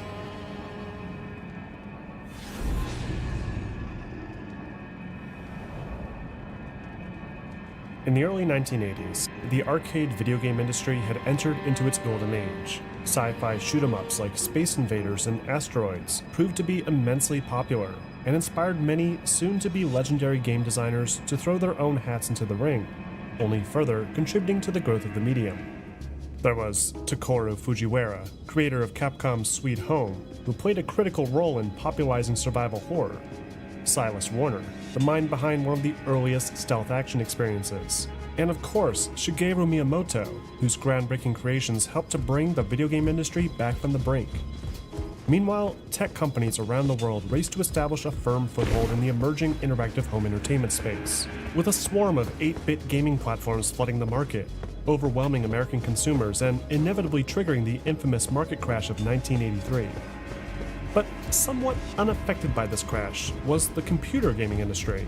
Platforms like the Commodore 64 and ZX Spectrum saw large success in Western territories throughout the course of the mid-80s, while the MSX platform dominated in Japan and parts of Europe. Hoping to capitalize on this opportunity, a Japanese entertainment company called Konami began to distance themselves from arcade cabinet design and established the MSX home computer division within their offices in Osaka, Japan. In entered 22-year-old Hideo Kojima, who despite studying economics in college, decided to instead upset the societal norms of 1980s Japan and pursued a career in the entertainment industry. Kojima had long been fascinated with the art of cinema and storytelling. At a young age, he would spend his evenings with his father, watching all manner of film, and was even encouraged to stay up late at night to see each movie through to its conclusion. He spent most of his teenage years writing stories and screenplays, in hopes that he might one day win an award for them and then be given an opportunity to enter into the highly competitive film industry. But during his time in college, Kojima became enamored with the emerging video game medium and spent many of his off hours playing Miyamoto's Super Mario Bros. And a murder mystery adventure called Portopia Renzo. Then, following his graduation from college, he applied for a job at Konami's Osaka office, hoping to break into the expanding video game development space and build his very own experiences for Nintendo's Famicom. But when he finally received the offer, he was assigned to work for Konami's MSX division instead. While grateful for the opportunity, he couldn't help but be disappointed. He was determined to make something for himself, but the MSX's technical limitations made that goal seem less attainable. His first project with the MSX team was a sequel to an action-adventure platforming game called Antarctic Adventure. Hideo, serving as the assistant designer, contributed a great deal to the creation of this game, allowing it to stand out drastically from its predecessor. The first game was pretty bare bones, with players simply needing to dodge a few obstacles along some glaciers. But the sequel offered a plethora of changes, including power-ups, varied environments, and even alternate endings dependent on the player's performance. Konami was impressed. Kojima had no prior experience after all, and it became clear within only the first few months that he possessed a natural gift for this type of thing. So, to go further, they gave him something a bit more challenging to work on, and had him take over as the lead designer for a side-scrolling platformer called Lost World. But when Kojima presented this overly ambitious design document to the executives at Konami, they rejected the changes and decided to redirect Kojima towards making a military combat title instead. Something that would be in the same vein as popular arcade shooters at the time like Capcom. This whole Kojima began to piece together another design document. He recognized early on that the MSX's biggest handicap was its inability to display more than 4 horizontal sprites at once, making the large battle sequences associated with games like Commando impossible. So, to circumvent this issue, he thought of a creative solution. The game would still have soldiers, but rather than feature non-stop open combat across a scrolling environment, why not give players a chance to avoid the combat altogether? He based this concept strongly around his love for the 1963 Sturgis The Greatest Escape, where a band of POWs attempted to escape from a Nazi prison camp during World War II. any game to deliver that same impression of almost being caught into a fully interactive experience. By doing this, Kojima would be able to make even a single combative soldier on screen feel more intimidating than the dozens and other, more conventional shooter games at the time. Kojima then presented his design document to the executives at Konami, making Metal Gear Intrusion.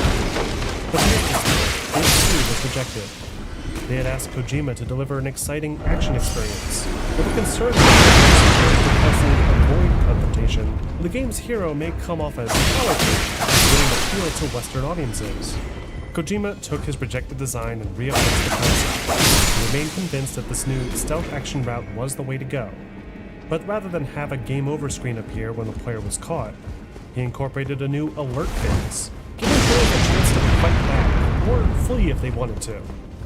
The new alert phase was likely dramatic, offering a fresh change-up to the pacing that would keep the player for longer. And because of this, Konami agreed to greenlight production of Kojima's directorial movie, Metal Gear. Development for Metal Gear was handled by a remarkably small team of programmers and artists. While Kojima handled the core game design and writing, a trio of programmers led by Hiroyuki Fukui worked within the confines of the slightly newer MSX2 hardware to commit the game. This required them to model a detection system from scratch, along with enemy patrol routes that would meanwhile, a pair of artists sculpted the pixelated halls of Metal Gear's industrial environment, using a limited color palette of only 16 colors, while also ensuring each character and level design didn't come off too much like a childish cartoon.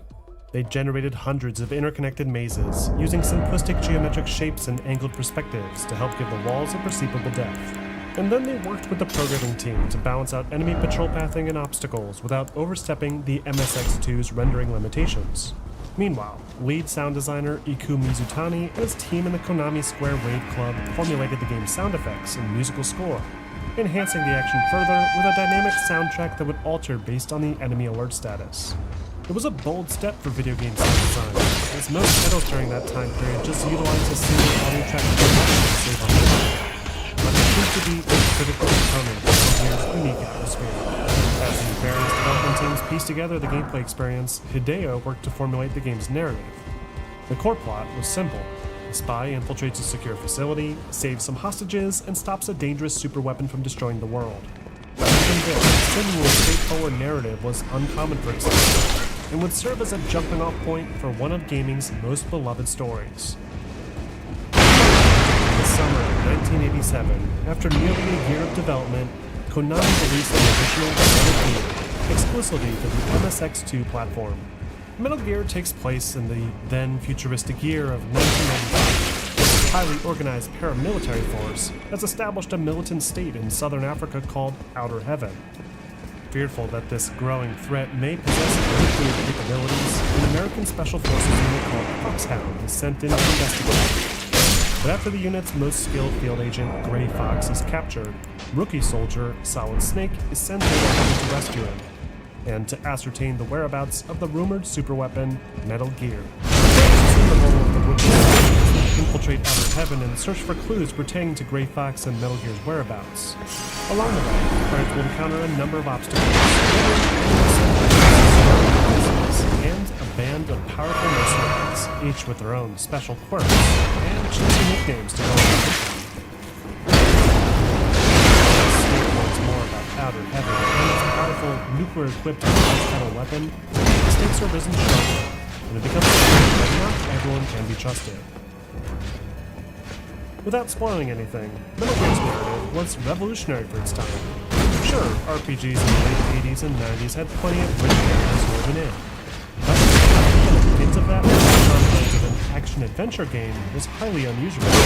On top of that, the game's big, clever, wall-breaking would set the scene for the franchise moving forward. But of course, the real selling point back then for the original Metal Gear was not its story, but rather its highly unique gameplay design. Metal Gear, at its core, is a stealth action-adventure, where sneaking past enemies whenever possible is encouraged. Most of the game is played from a semi-top-down perspective, and tasks players with navigating Snake through maze-like level environments while avoiding detection from patrolling enemies. If Snake wanders into an enemy's line of sight, then a red exclamation mark will pop up the alerted guard, and the action will shift immediately to a fight or flight situation. Players can choose to either stay and fight off the alerted enemies, or alternatively, they can run off the screen to reset the alert status completely. However, if the player triggers a base-wide alarm, things get a bit more challenging, as enemy reinforcements will appear in greater numbers, and escaping to the next room won't necessarily help most of the time. What's more, enemies in Metal Gear deal some damage, enough that a direct confrontation with multiple enemies at once will often end with a player staring at a game over. Players must be more patient in their approach, and make use of an assortment of various tools and weapons collected throughout the course of their adventure. Upon deployment, Snake is armed with nothing more than a pack of cigarettes and a radio to support team. But if the player explores enough of the game world and is sure to backtrack and open previously locked doors, then they'll discover items that can make infiltration more difficult. These items include things like infrared goggles to spot laser beams, a mine detector to safely traverse minefields, and of course, bots that can be used to hide directly in plain sight, so long as the player remains still when using it. In addition to these items, players can also select between a few distinct advantages and disadvantages. For example, slow, but will always fire in a straight line based on the player, whereas the SMG can fire fast and knocks the other person. Other notable weapons and items include a remote control missile launcher, useful for attacking enemies, to quietly dispatch enemies at range, explosives to open up new paths, and most important of all, rations that can be eaten to replenish the player's health. Players can also increase their maximum health by locating a set number of POWs throughout the game, incentivizing exploration even further. The entire experience was well ahead of its time in 1987, taking elements only just introduced by Metroid a year prior, and combining it with the stealth action that Silas Warner had attempted back in 1981. And the end result is a game that, remarkably, over 34 years later, is still enjoyable to play today. The original Metal Gear was met with a decent amount of praise upon its release, with many holding it up as one of the must-play titles on the MSX2 platform. Though, a few, like The Games Machine, did point out that the visuals were lagging behind the competition a fair amount, chalking it up more to the limitations of the hardware rather than the game designers themselves. But even still, Metal Gear proved to be a step in the right direction, and now that he had finally released his first game into the world, Kojima was eager to make something new, and entered into production on a Blade Runner-inspired graphic novel game soon after.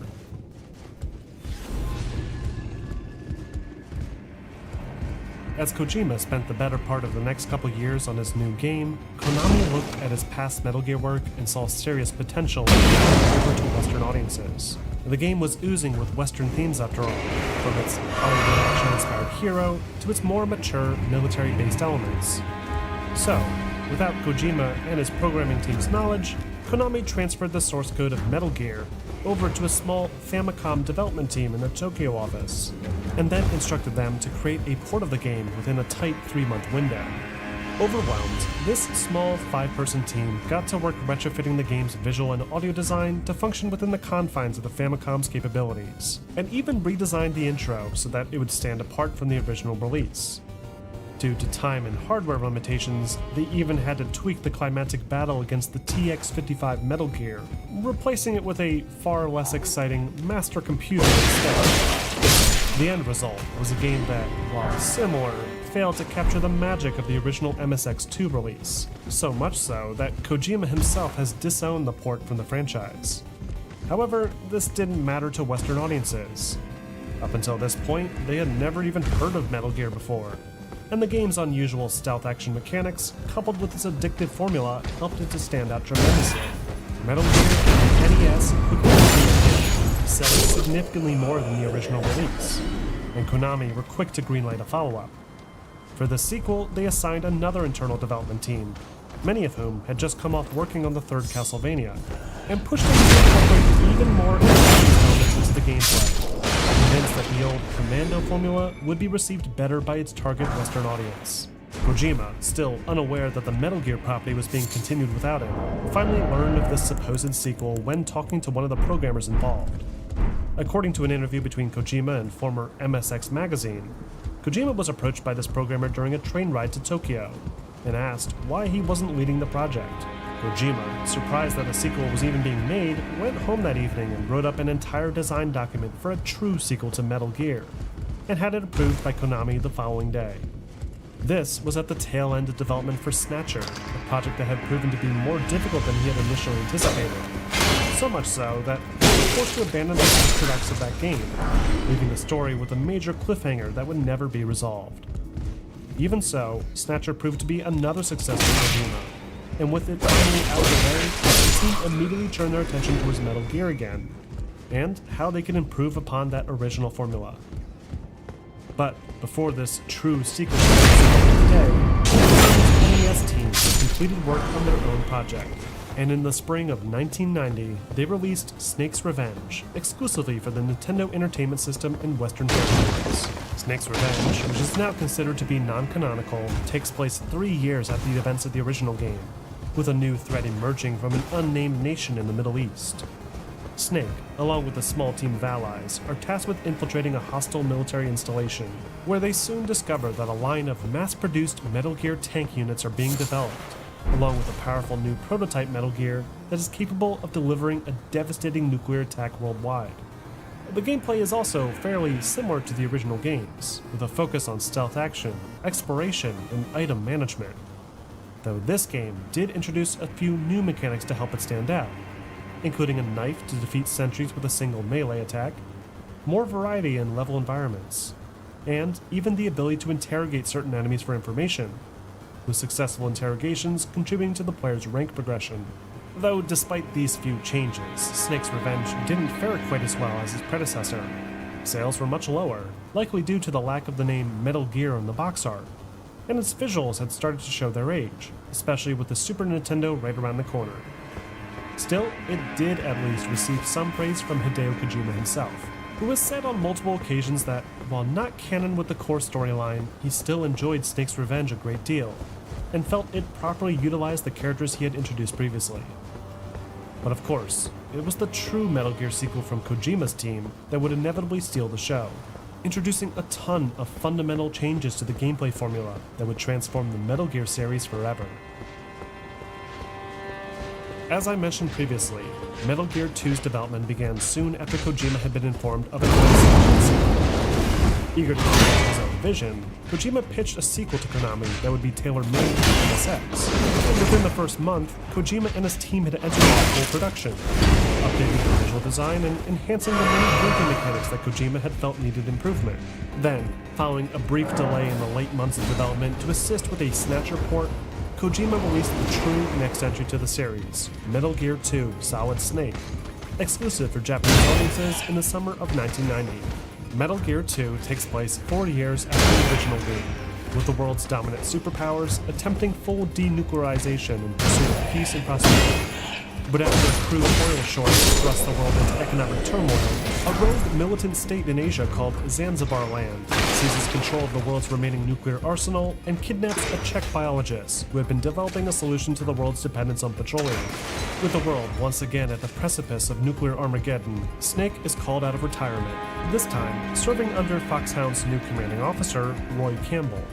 The mission: infiltrate Zanzibar Land, rescue the Czech biologist being held captive, and disable the enemy's nuclear arsenal. From here, things begin to strongly resemble the format of the original Metal Gear. Players sneak around a heavily guarded fortress, search for keycards, rescue POWs and child soldiers, and deal with absurdly over-the-top bosses. But there's also a fair amount of subtle improvements incorporated into Metal Gear 2's narrative that help it to stand out. For one, Metal Gear 2 kicks off with a flashy cinematic intro cutscene, highly reminiscent of a Hollywood movie sequence, something that was not at all common at that time. Additionally, there's more nuance to the characters themselves, especially Solid Snake, whose brooding, cynical personality is finally established thanks to the extended dialogue sequences he has with his characters.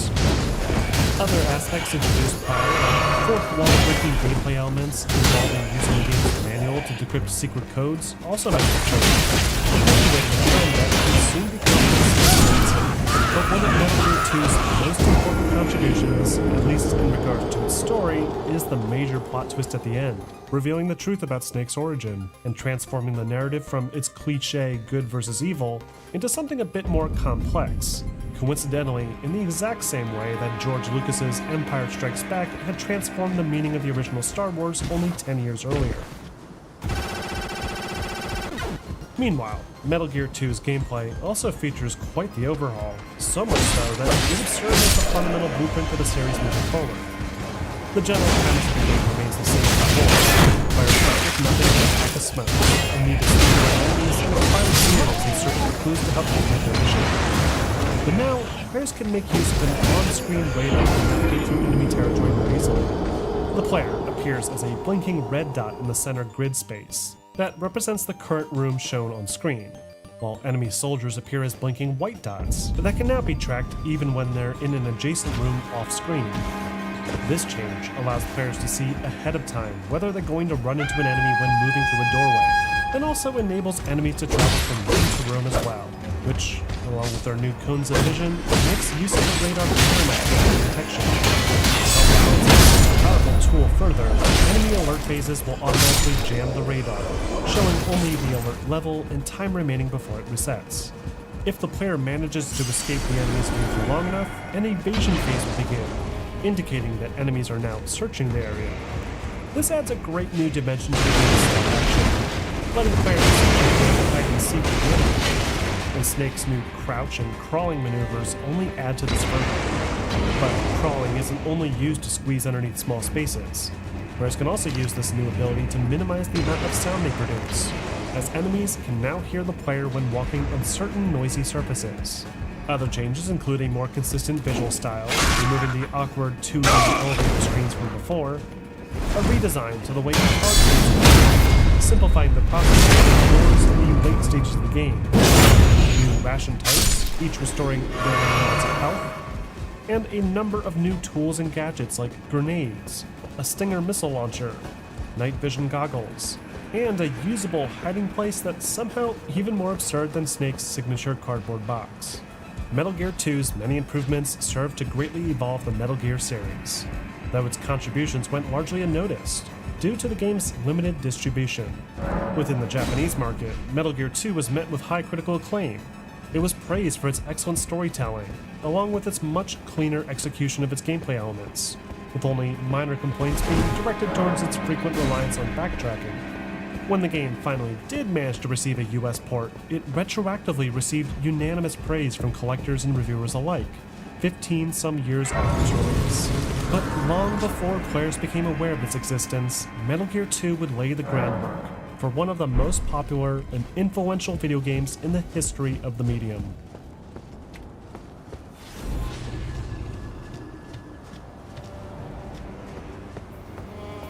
Following the partial success of Metal Gear 2, Kojima once more stepped away from his magnum opus, hoping to diversify his portfolio with titles outside of the Metal Gear universe. And because both versions of the Metal Gear sequel had underperformed, Konami no longer felt it necessary to invest in another in-house sequel, giving Kojima the chance to continue the story when he felt the time was right. During this hiatus, Kojima and his development team spent the early 90s working on a point-and-click adventure game that would marry Western 1980s science fiction with social commentary regarding anti-Asian sentiments born in stories like Hoffman's Rising Sun. This project, titled Policenauts, would mark a distinct shift in creative control towards Kojima, whose storytelling capabilities he felt had been significantly limited by his lack of prior programming experience. With the help of a scripting engine he designed, he was now able to directly manipulate the game's musical cues and animations as he saw fit. He finally felt in control of his vision, and the resulting game was met with glowing reception within its limited Japanese release. Following this initial launch, Kojima's production team spent the course of the next year porting the title over to the CD-ROM-based 3DO interactive multiplayer console. The 3DO was initially marketed as the next big step for the console gaming space, with high-end graphics previously only achievable on PCs. Eager to take advantage of this, Kojima decided to take the Metal Gear series back out of retirement and began to jot down ideas for a Metal Gear 3. But 3DO inevitably failed to live up to its lofty expectations and was quickly edged out only a year later by Sony's groundbreaking PlayStation. Because of this, Metal Gear 3 was redirected to target a PlayStation release instead, and full production on the project began in the early months of 1995. Meanwhile, it's important to note that Konami was also evolving around this time. With the continuation of software development assets, Konami's corporate offices decided to set up a divisional organization with several regional subsidiaries, each responsible for its own specialized intellectual properties. The studio in Tokyo, for example, became Konami Computer Entertainment Tokyo, and had begun working on the survival horror series Silent Hill. The old Osaka office became Konami Computer Entertainment Osaka, and Kojima's team, previously known as Osaka Development Division No. 5, were transferred to a separate office in Tokyo, and were subsequently renamed into Konami Computer Entertainment Japan. With this studio refresh, Kojima's development team nearly tripled in size, with roughly 30-some developers and multiple units all responsible for different aspects of the game's design. Most notably, illustrator and lead graphic artist Yoji Shinkawa, who helped to reinvent the design of Metal Gear's iconic characters, with striking conceptual designs that have since become synonymous with the Metal Gear property. With Yoji's help, the programming and graphic design team were able to more properly realize Kojima's vision, and began to sculpt models with a level of visual fidelity that was simply unheard of at the time. Snake, for example, was made up of nearly 700 polygons. That's more than double the amount of polygons used by Core's Lara Croft in the first several Tomb Raider games. Then, add on top of that the phenomenal camera work, smart use of motion blur, and unprecedented cinematic presentation, and it's easy to see why Metal Gear Solid was primed to dominate the gaming space. But it wasn't without its technical hurdles. When deciding on how to properly realize this game's 3D atmosphere, the goal initially was to have the game be played from a first-person perspective, delivering the most realistic experiences possible. But Kojima shot down the idea, stating that the first-person games in the market weren't smooth enough, and would make most gamers nauseous. He did still love the idea of being able to view the world from Snake's eyes though, and agreed to incorporate an optional first-person view button, usable only when standing still. The rest of the game would be rendered from a more traditional top-down perspective that would smoothly transition whenever the player wanted to take around corners or crawl into space. To help dial in the camera details, Kojima's assistant director Yoshikazu Matsuhama recreated the game's level numbers using Lego bricks, and would pan a small camera across the build until they identified the proper camera distances for each corner. As these game environments started to come together, programmers and artists worked collaboratively to create the most realistic stealth action experience possible. Kojima was adamant that the game be true to life, and even had a research team flown out to meet with the Huntington Beach SWAT team in California for consultation on modern-day firearms and military vehicles. As development entered its second year, the game started to enter a playable state. Early builds of the game focused on an exterior helipad that was seamlessly connected to an interior tank hangar. A lot of work went into fine-tuning the core gameplay mechanics here, including what the player would be capable of and how the enemies would react. Once the game logic was locked down, steady progress was made in expanding the scope of the environment, allowing the nuclear warhead storage building and the dock area to function. Finally, after 3 years of heightened anticipation, the project was complete, and Konami Computer Entertainment Japan released the third mainline entry to the series, Metal Gear Solid, exclusively on Sony PlayStation. Metal Gear Solid solved 6 years after the release of Metal Gear 2. With Solid Snake being called out of retirement once again to help prevent a nuclear catastrophe. Foxconn, now controlled by the series newcomer Liquid Snake and his army of GM soldiers, have rebelled against the United States government. They have taken control of a nuclear facility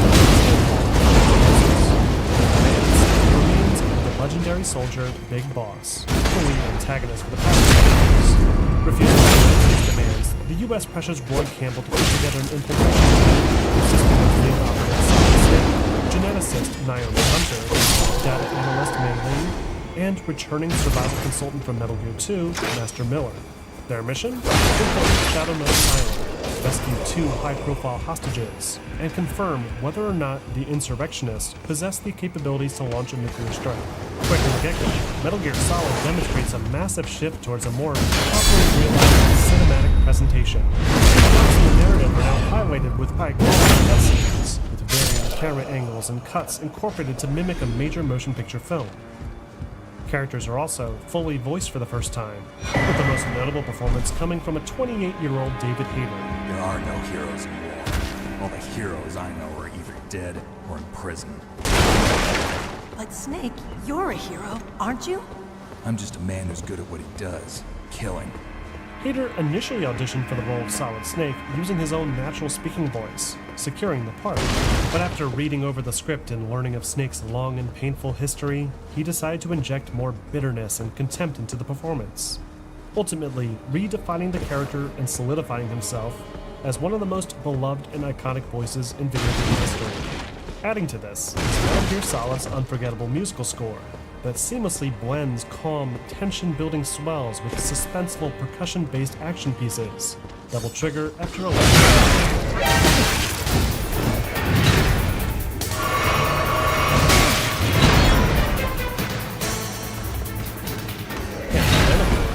Gameplay. Metal Gear Solid builds off of the previously established concepts and reworks them to function within the confines of a rendered 3D space. Sneaking past guards, searching for supplies, and hoofing it under a cardboard box all return more or less the same, though the increased range of movement and verticality really adds a new dimension to it all, with players able to climb up ladders, navigate through events, and press their backs up against walls to peek through. But this increased freedom is shared with the enemy as well. Everyone spotting Snake, even if they're themselves visible on screen. To help with this, players are now shown every enemy's cone of vision on the radar display. If a player is detected outside of this yellow cone, then the enemy may enter into an investigative state, where they'll check out the disturbance for a few seconds before returning to their patrol. It's very similar to the way enemies reacted to sound in Metal Gear 2, but it's now expanded to include visual disturbances you might expect, like footprints left in the snow, or hiding in a cardboard box that belongs in a different building. Simply put, these soldiers aren't quite as easy to fool, and will require slightly more finesse to slip by unnoticed. Though of course, stealth isn't always an option. Sometimes Snake just has to get his hands dirty, and Metal Gear Solid features lots of new combat mechanics too. Hand-to-hand combat is now built around a 3-hit combo attack, with 2 punches and a kick capable of knocking an enemy onto their back. And if a player lands 2 of these combos, they may temporarily stun the enemy without permanently killing them. Alternatively, players can quickly flip an enemy over their back, or grab them and use them as a human shield, a helpful technique for players that want to drag them somewhere quiet and eliminate them without being noticed. The game's firearms are also handled a bit differently this time. Bullets aren't just small ping-pong balls anymore, and fire at a more realistic velocity, making the full-auto FAMAS a more practical weapon in combat encounters than the full-auto weapons offered in the past. Metal Gear Solid also introduces the semi-automatic PSG-1 sniper rifle that, like the Stinger missile launcher, is locked to a first-person viewpoint, where the movement keys are used to fine-tune the crosshair. Another weapon worth mentioning is the chaff grenade. The chaff grenade is a throwable explosive device that doesn't deal any direct damage to enemies, but it can be used to disable a number of electrical devices around Shadow Moses Island. Outside of that, Metal Gear Solid is remarkably very much the same as Metal Gear 2. In fact, some argue that it's practically a remake. There's the initial infiltration sequence where Snake needs to crawl into a vent to enter a large tank hangar, the battle with some sort of ninja, the cryptic helpful messages over the codec. Just call me Deep Throat. Boss battles with tanks and helicopters, blowing open walls with explosives, trapdoors, invisible enemies that appear alongside Snake in an elevator, pretty much everything. And this won't be the last instance of this happening either. The rehash of these aspects is very much something Kojima intended, hoping to translate this idea of the monotony and endlessness of war, though it also serves to reintroduce clever game concepts from before that many gamers, especially in the West, still hadn't had a chance to experience. And now that it was finally in their hands, they were blown away, Metal Gear Solid was an incredible achievement, far beyond what anyone could have hoped for in 1998. The music, the acting, the graphics, the stealth action, the deep lore, it was all overwhelming. And thanks to brilliant marketing campaigns like Pizza Hut's pizza-powered PlayStation giveaway, over 12 million gamers were able to try out Metal Gear Solid's opening hour, greatly contributing to the game's popularity. Surveillance camera? When the game finally hit store shelves, it managed to generate almost $52 million in revenue within the first 4 months, far exceeding the expectations of both Konami and its developers. Accompanying these incredible sales numbers were a sea of glowing reviews, with some like IGN claiming it to be as close to perfection as possible. The game was praised primarily for its gorgeous visual direction, along with its outstanding story and character design that transcended industry norms and delivered a narrative that sought to rival the movie industry.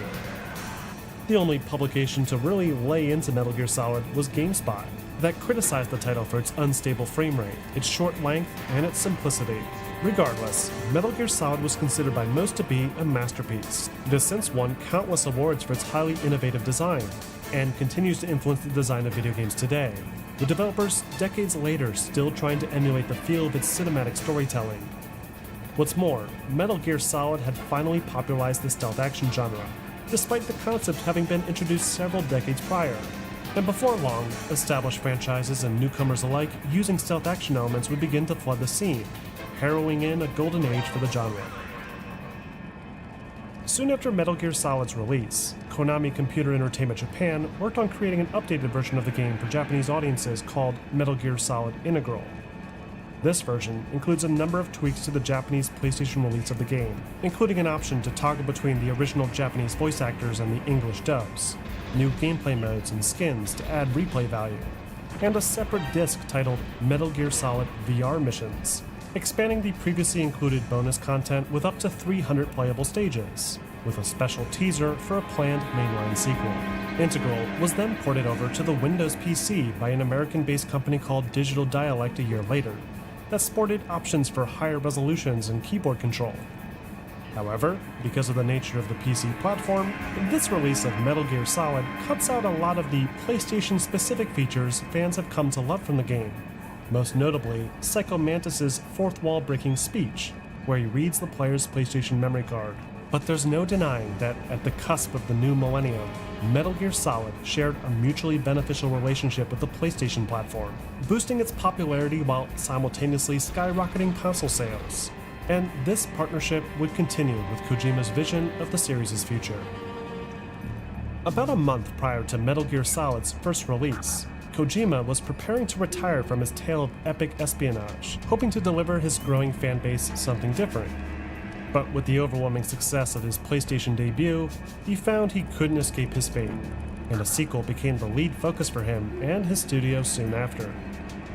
Then, as they were studying the newly acquired PlayStation 2 development kits, a request came in from Konami's Europe offices for a Game Boy Color entry to the series. Kojima, intrigued by the prospect of translating their 3D rendered gameplay back into sprite form, agreed to take on the challenge, and tapped graphic designer Akuya Nakamura, programmer Fukushima, and lead director Shinta Nojiri to assist, along with a handful of other support staff at various stages of development. The goal for this project was to translate the newer Metal Gear Solid experience into something that kids could play portably in the schoolyard. The Game Boy Color was tailored more towards children after all, so a lot of thought went into making the game more kid-friendly, while still maintaining Metal Gear's signature themes and style. This resulted in some fairly bizarre story elements that Kojima later admitted may have been a bit too extreme, even for the Metal Gear universe. Though, thanks to the efforts of Nakamura, the graphical design still managed to portray the world of Metal Gear in a faithful, realistic way, with complex sprite animation work that far surpassed other Game Boy titles at the time. It took a relatively long time to complete, with development efforts for Metal Gear Solid's sequel often taking priority.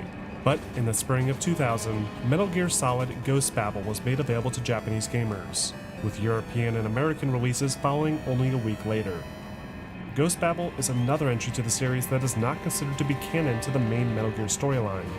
The story kicks off 7 years after the original Metal Gear game, with the theft of a US-funded Metal Gear project by a militant rebel group in Africa called the Gindra Liberation Front. Once more, Snake is called upon by his CEO Roy Campbell to help, only this time, Snake is returning to the place where it all started, Outer Heaven, where this new militant group has mysteriously set up shop again. The narrative as a whole is mostly on brand for the Metal Gear series. Snake begrudgingly comes out of retirement, infiltrates a heavily guarded facility, fights some wacky bosses, and takes down a new type of Metal Gear mech. Though the inclusion of a number of brand new support characters, and its attempted explanation for Big Boss's rebellion in the original game, does part with the series' eventual canonical events, and today it feels more like a fan fiction within the collection. From a gameplay perspective, Ghost Babel makes the most of the Game Boy Color's technical capabilities, and feels like a hybrid of the original top-down titles and the newer, far more successful Metal Gear Solid. Because the visuals rely on pixel art once more, the camera is limited to only a top-down perspective. Though Snake's abilities have been refined, allowing him to travel diagonally and hug walls just like on the PlayStation. Another big change is how the game is split up into separate stages, with the player being given a score based on the completion time and number of alerts raised. To enhance the length of the title, Ghost Babel also includes a number of shorter VR missions, and extra replayable scenarios that change up the patrol patterns of enemies and the location of key items. It's a competent entry to the series through and through, especially in how it tackles the Game Boy's obvious technical limitations, and the result was a solid critical reception. Many reviewers awarded the game perfect scores across the board, commenting on the game's ambitious narrative and smart incorporation of Metal Gear's signature mechanics. Others noted Ghost Babel's clever system-linked multiplayer mode that pinned two players against each other in an arena-style deathmatch, one of the earliest examples of stealth action multiplayer gameplay. Though, while Ghost Babel was a remarkably successful game in its own right, it would understandably be the next mainline entry that the core fanbase was most excited for.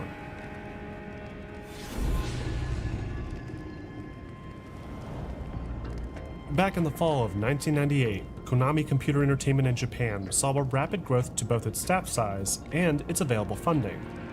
Metal Gear Solid was primed to be a hit, and Konami knew that fans would expect a more ambitious sequel from the studio responsible.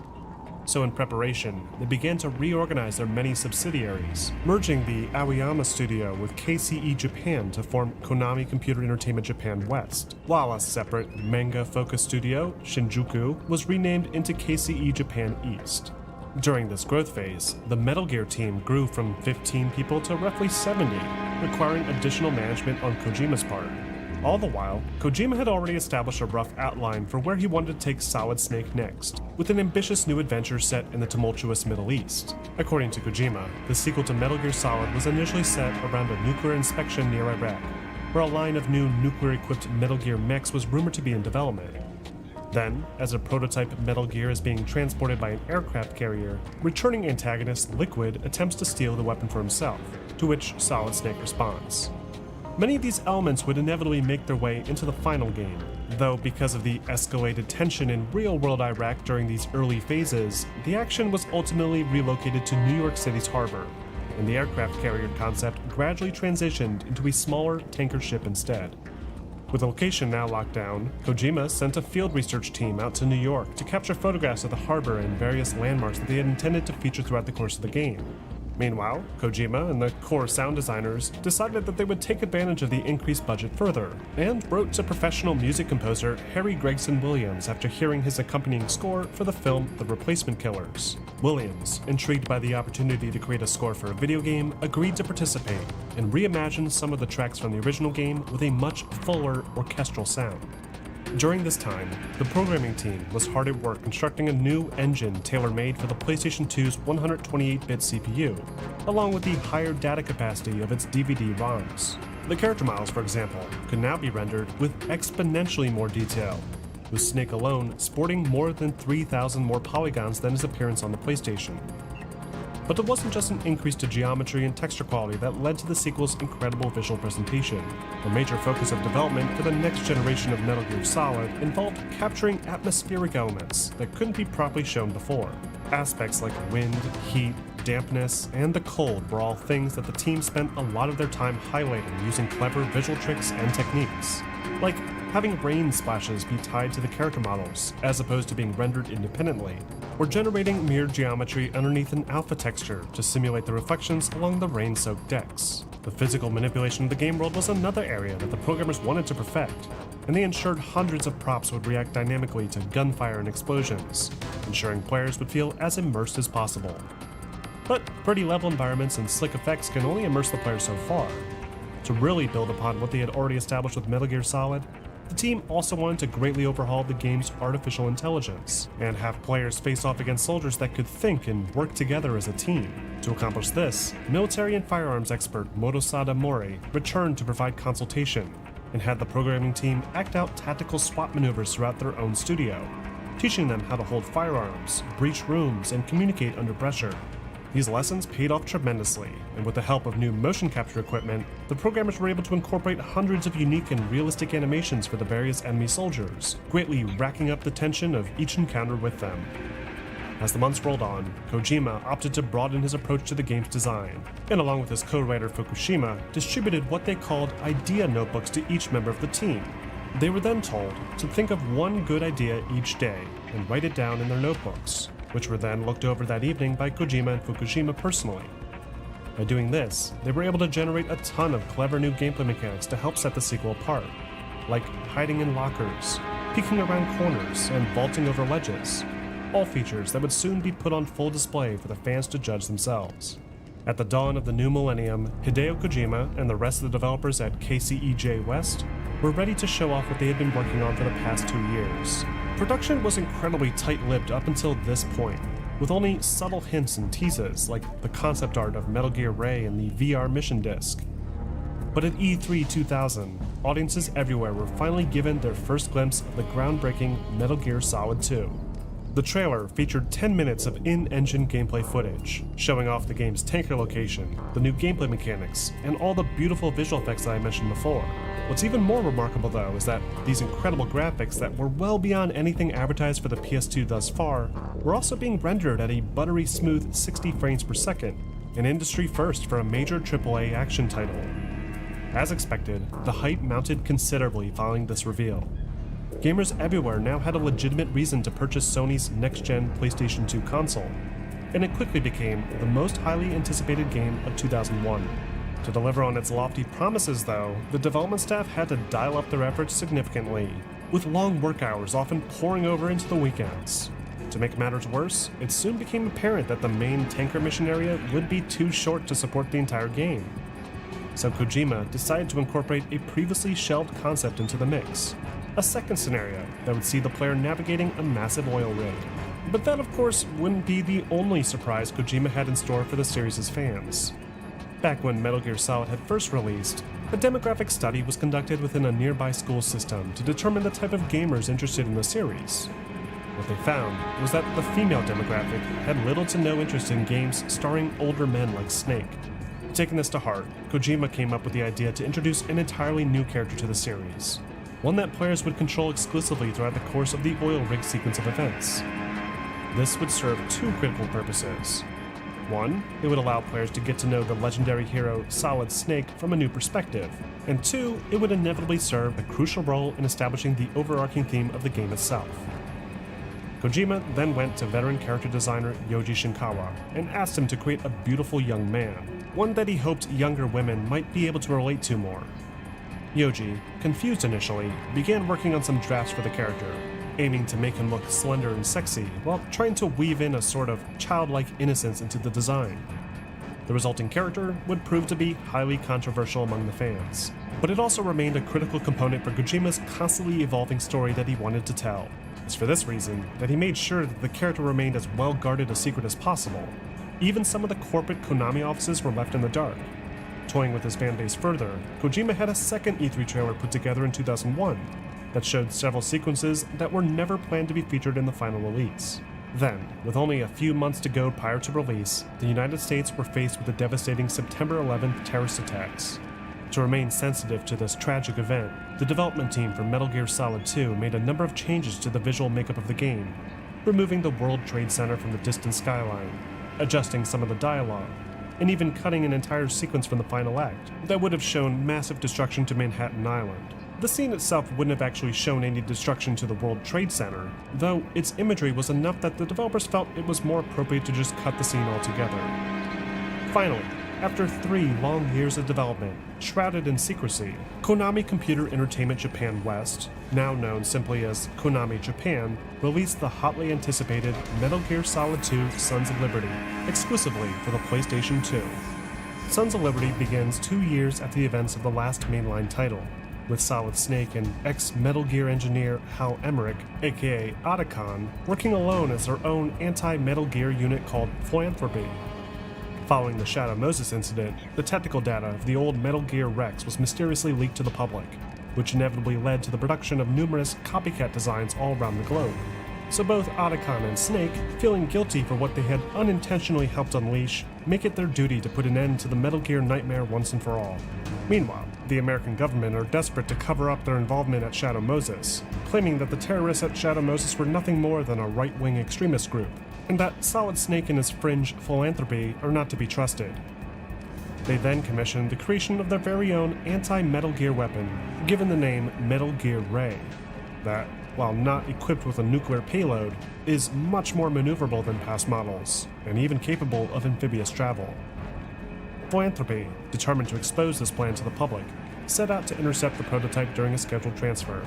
But soon after arriving, a third party arrives at the scene, hoping to steal the weapon for themselves, and are accompanied by returning antagonist Revolver Ocelot. Ocelot, along with his group of Russian mercenaries, then hijack Metal Gear Ray, sink the ship transporting it, and pin the resulting environmental disaster on Solid Snake, tarnishing his reputation and making him an enemy of the state. The game picks up again 2 years later, with an entirely new character operating under the codename Raiden. His mission is to infiltrate a massive offshore cleanup facility called the Big Shell, that was created to clean up the crude oil runoff from the Manhattan tanker incident.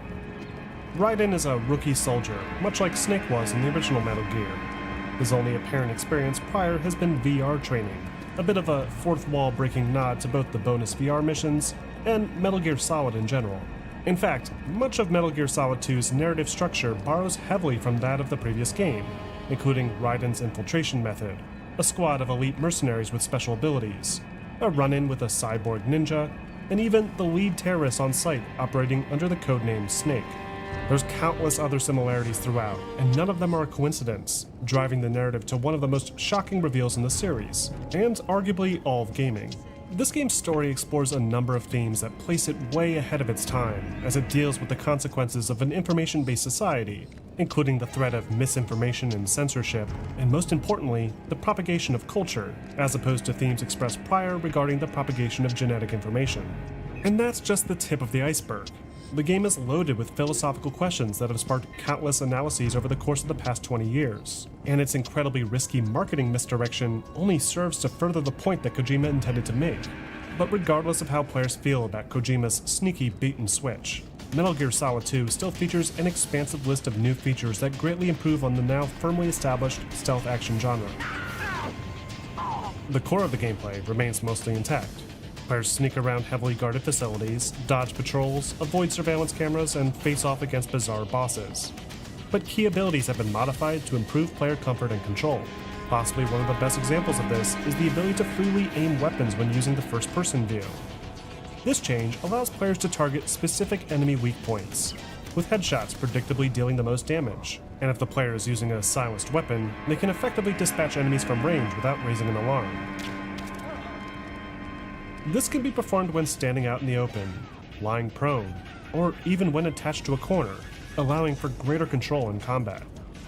Metal Gear Solid 2 also introduces the ability to peek around corners, which is coupled with the ability to use the right joystick to manipulate the camera, enhancing the player's situational awareness further. To get out of a tough spot, players can now perform a diving roll, thrusting them forward over low objects, and even knocking enemies down if timed properly. To give players a stealthier route along the game's many narrow catwalks, MGS2 also introduces the ledge fall, allowing Snake or Raiden to suspend themselves from an elevated ledge, provided they have enough stamina.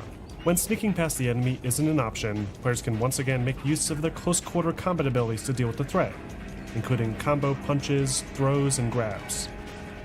And now, they can drag the bodies of defeated enemies to hiding places like around corners, inside of lockers, or off the end of a railing. players wish, they can even climb inside a locker themselves, building on the series' classic hide-and-seek formula. Speaking of which, MGS2 also reapproaches the way enemy units respond to the player, providing more believable interactivity to each encounter. Like with how MGS1's genome soldiers noticed Snake's footprints in the snow, the Russian soldiers in MGS2 will be able to spot the trail of blood left by an injured player. They'll also help revive sleeping or stunned allies off the ground, making hiding bodies even more important. The alert system also introduces a new high-risk, high-reward mentality. If a guard bumps into Snake, for example, the entire base doesn't automatically know where to find him. Only that one guard is aware of the intruder, and they'll try to use their radio to call for backup. So, if the player is fast enough, they can stop this call from ever going out, either by taking him out, or even shooting the radio directly on their person. If the call does go out, then much more powerful reinforcements will arrive on scene, sometimes wearing heavy armor and riot shields. Players can always choose to stay and fight, using the new precision aiming to target vulnerabilities. Or they can run and hide, triggering an updated version of the evasion mode. Now, instead of just walking around the area randomly like before, enemy reinforcements will work together and perform a sweep and clear, shown with a cinematic camera over top of the radar display. During this time, the enemy will carefully search every inch of the room, including under crevices, around corners, and even inside of lockers. If they fail to find the player, the enemy status will return to a brand new Caution mode. In Caution mode, the enemies conduct patrols like always, but with increased awareness. The reinforcements will also fill in for deceased guards and conduct new patrol routes, making the area more difficult to navigate. The whole of the AI system is well ahead of its time, rivaling stealth action titles released even today, and the addition of new tools like the non-lethal tranquilizer gun, diversionary centerfolds, and empty ammunition magazines all provide players with enough options to slip through the game without killing a single person. Other minor changes worth mentioning include the ability to swim underwater, escort friendly AI, and the ability to sneak up on unaware soldiers and hold them at gunpoint to obtain items like collectible dog tags. The whole game is pretty much a more polished version of the '98 title. The pacing is rock solid, the action is exciting, and the boss fights all require players to experiment to lock down the most effective tactic. Overall, Metal Gear Solid 2 Sons of Liberty once again dominated the sales charts. Within only the first few days, it managed to sell well over 1 million copies worldwide, with a cumulative 7.5 million as of writing, making it the most financially successful entry in the series. Like its predecessor, many reviewers also referred to it as a masterpiece, giving it near-perfect scores. A lot of publications praised Konami Japan for their incredible achievements in technical prowess, delivering state-of-the-art graphics that helped revolutionize the industry. Others complimented MGS2's highly polished gameplay design, especially in regards to its deep artificial intelligence. But Sons of Liberty's most apparent lasting legacy is undoubtedly its brilliant writing, that continues to be the subject of discussion over 2 decades later, with some developers drawing quite a bit of inspiration from Kojima's incredibly risky misinformation campaign. Following its original PlayStation 2 release in America, many other versions of Metal Gear Solid 2 began to hit store shelves, including ports for both the Microsoft Xbox and the PC, that, like its predecessor, suffered from a few compatibility issues at first. Konami Japan then released a brand new edition of the game titled Substance that incorporated various minor changes from the Japanese and European releases, along with a number of new game modes to improve the package's replayability. Many of these game modes are basic challenges built around core aspects of the game, like defusing bombs with a coolant spray or sneaking past soldiers. Though there is a special bonus campaign called Snake Tales that aims to appeal to players disappointed with the main campaign's switch to Raiden. But one of the most bizarre additions added to this version, that was exclusive to the PlayStation 2, was a skateboarding minigame designed to advertise Konami's Evolution skateboarding. Metal Gear Solid 2 was an incredible achievement. It improved its gameplay systems, revolutionized storytelling in gaming, upped the bar for graphical presentation, and hugely contributed to the success of the Sony PlayStation 2. But even more importantly, it helped to perpetuate the idea of the AAA game, delivering massive Hollywood blockbuster-level experiences to an interactive space, and fans were unsurprisingly hungry for more. After the monumental success of Sons of Liberty, Konami were eager to expand the Metal Gear property and look for new avenues to help reach untapped markets. One such market was of course Nintendo, who never managed to receive the first Metal Gear Solid or Sons of Liberty on their newer platforms. So Konami's corporate offices inquired within the Metal Gear development studio regarding a potential spin-off or remake built to take advantage of the newer engine technology they had developed. Kojima, not entirely against the idea, still preferred to move the series forward instead, fearful that his involvement in mass production of remasters and remakes might damage the brand. Then, during E3 2002, Kojima, along with other executives from Konami, sat down with the president of a Canadian developer called Silicon Knights, whom Nintendo's own Miyamoto had held in high regard, and they pitched having them work on a top-to-bottom remake of the original Metal Gear Solid, built to take advantage of the Nintendo GameCube. Silicon Knights agreed, though they were skeptical about meeting Konami's strict one-year deadline for development. This was a major property after all, and this would be the first title that they would work on that wasn't their own creation. But even so, they managed to get a functional prototype developed within only the first month of work. And they were also given lots of support from Konami Japan's Metal Gear development team, allowing them to form the backbone of the experience. Once they had gotten all the gameplay mechanics in place, Silicon Knights then spent the better part of the year fine-tuning the visuals and converting over brand new cinematic cutscenes that were developed in-house at Konami. Only, instead of these scenes being directed by Kojima, they were instead handled by Japanese filmmaker Ue Kutamura, injecting a completely unique style. This was of course a big departure from the style of the original Metal Gear Solid, though the decision was made by Kojima himself, who refused to have this be a shot-for-shot remake of the original title. As the deadline for the project approached, it became clear that the game wasn't ready for its planned holiday 2003 release. So rather than try and rush the game out in an unfinished state, Konami made the difficult decision to delay the title, and in the spring of 2004, Silicon Knights released their ambitious Metal Gear Solid remake, The Twin Snakes, exclusively for the Nintendo GameCube. Twin Snake's story is practically identical to the story in the original game. Players take on the role of Solid Snake and need to infiltrate Shadow Moses Island to put a stop to a group of terrorists, led by their leader, Liquid Snake, hence the whole Twin Snakes moniker. But unlike the original game, Twin Snake's cinematic presentation aims to up the insanity, taking cues from popular action movies from around the time like The Matrix.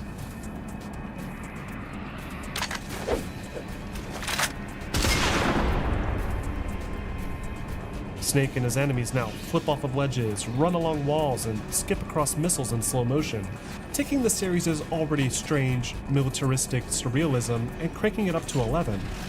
Though, despite its wild new direction, it's worth noting that the improved graphical fidelity does provide the characters with a level of emotion that even the original failed to deliver. What's more, all the characters' voice lines have been re-recorded by the original voice actors, with much higher quality equipment than before. This, coupled with the technically superior visual design, helps it deliver an experience more on par with players' expectations in the early 2000s, and the core of the narrative still remains practically untouched.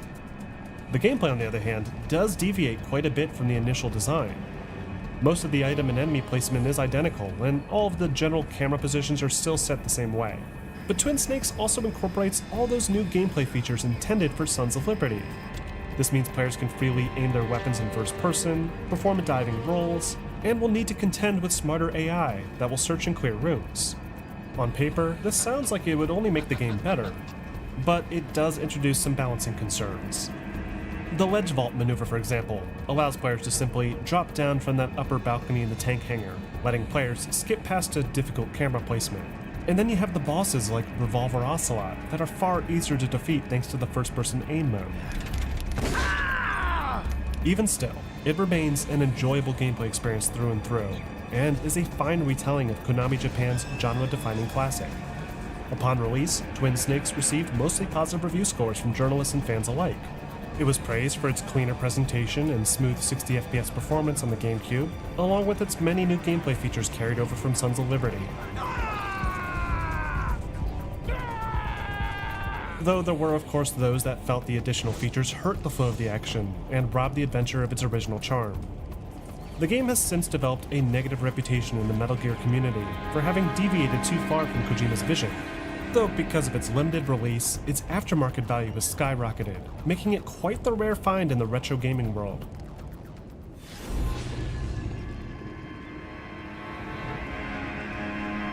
Back in 2001, following the conclusion of development for the second Metal Gear Solid, Hideo Kojima was prepared to retire for good from the Metal Gear universe.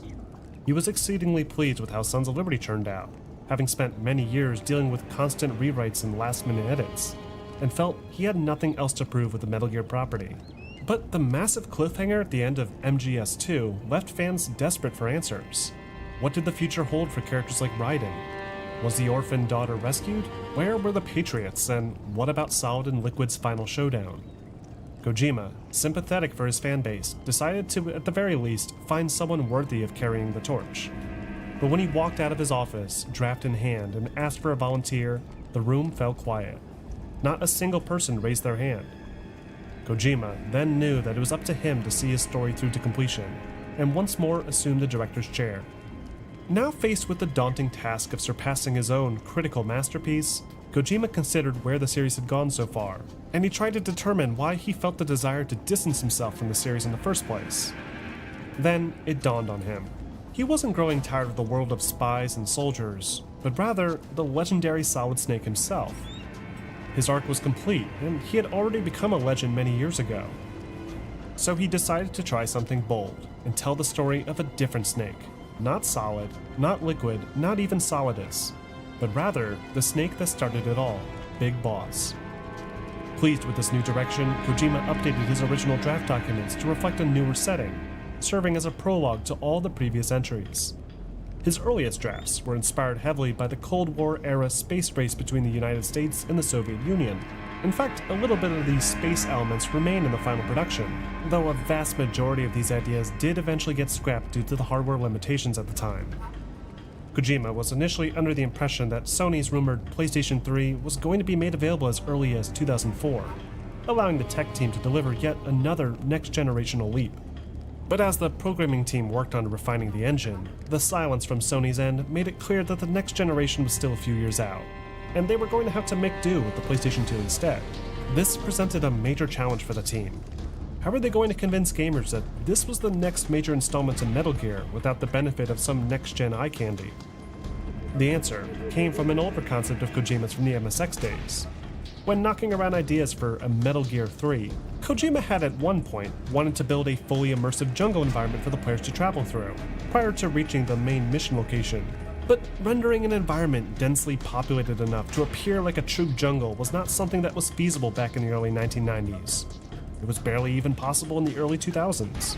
But with the power of the PlayStation 2 and one of the most talented technical teams of its time, Kojima's vision could finally become a reality. The programmers got to work completely reworking the MGS2 engine, allowing it to render more complex level geometry, dynamic ambient lighting effects, and lots of dense vegetation. While this was going on, Kojima updated his design document and made the new jungle environment a core aspect of the overarching narrative. The space theme I mentioned earlier was dropped almost entirely, and elements based around survival became a critical component. The game's old 1960s theme also played a big role here, rewinding the clock and forcing characters to contend with the type of weapons and technology available during that time. It was a chance to finally reinvent the property, bringing things back to basic. And the best part is that Kojima could actually build on the characters, with only minor continuity restrictions to contend with. Outside of the writing room, the programming team and art designers followed a similar design philosophy as they had with Sons of Liberty, writing into idea booklets and generating clever ways to push the series forward. As the new open-ended jungle environment started to come together, it didn't take long for ideas like the camouflage index and animal hunting to materialize. Other ideas were born of old scrapped ideas that never made their way into Metal Gear Solid 2, like underwater combat, and a few of Yoji's old character designs. Meanwhile, the team in charge of the game's cinematics had to step it up a notch. Kojima's script involved even more cinematic sequences, with more complex animations and movement. To capture all this effectively, the programmers were able to cram in more joints and pivot points into each of the character models, allowing them to express more emotion than ever. Though the overall poly count of characters like Snake only received a modest bump of about 1,000 polygons, an improvement, but not quite the same leap we saw before. It quickly became an incredibly ambitious development task, one that surpassed the capabilities of the PlayStation 2. So, they were forced to make the difficult decision to drop the game's frame rate down to 30 FPS, as they found the density of the game world to be more important to the experience than the smooth performance. Then, after about 2 more years of development, Konami Japan released their 5th mainline entry to the series, Metal Gear Solid 3 Snake Eater, exclusively for the PlayStation 2, with no release for the competing Xbox consoles until much, much later. Snake Eater kicks off in the year 1960 with a solo infiltration mission to a remote region in Soviet territory at the height of the Cold War. The player assumes the role of a seasoned combat veteran, codenamed Naked Snake, who is deployed by his new Special Forces unit, Fox, under the direction of a former SAS operative codenamed Major Zero. Also part of this unit is radio support and local fauna expert, Paramedic, and a legendary female veteran from World War II known as the Boss, whose close connection to Snake as his mentor has made her somewhat of a complicated mother figure to him. After a successful insertion into enemy territory, Snake makes his way to an old ruined factory north of his position and secures a Soviet scientist named Sokolov, who is willing to defect to the United States and share information on a deadly new superweapon. But while en route to the designated extraction site, Snake and Sokolov run into none other than the legendary Boss herself, who then proceeds to disarm and critically injure Snake, kidnap Sokolov, and then gifts 2 light nuclear devices to the leader of the crewed forces, Commander Volgin, who then proceeds to test launch one of them shortly after.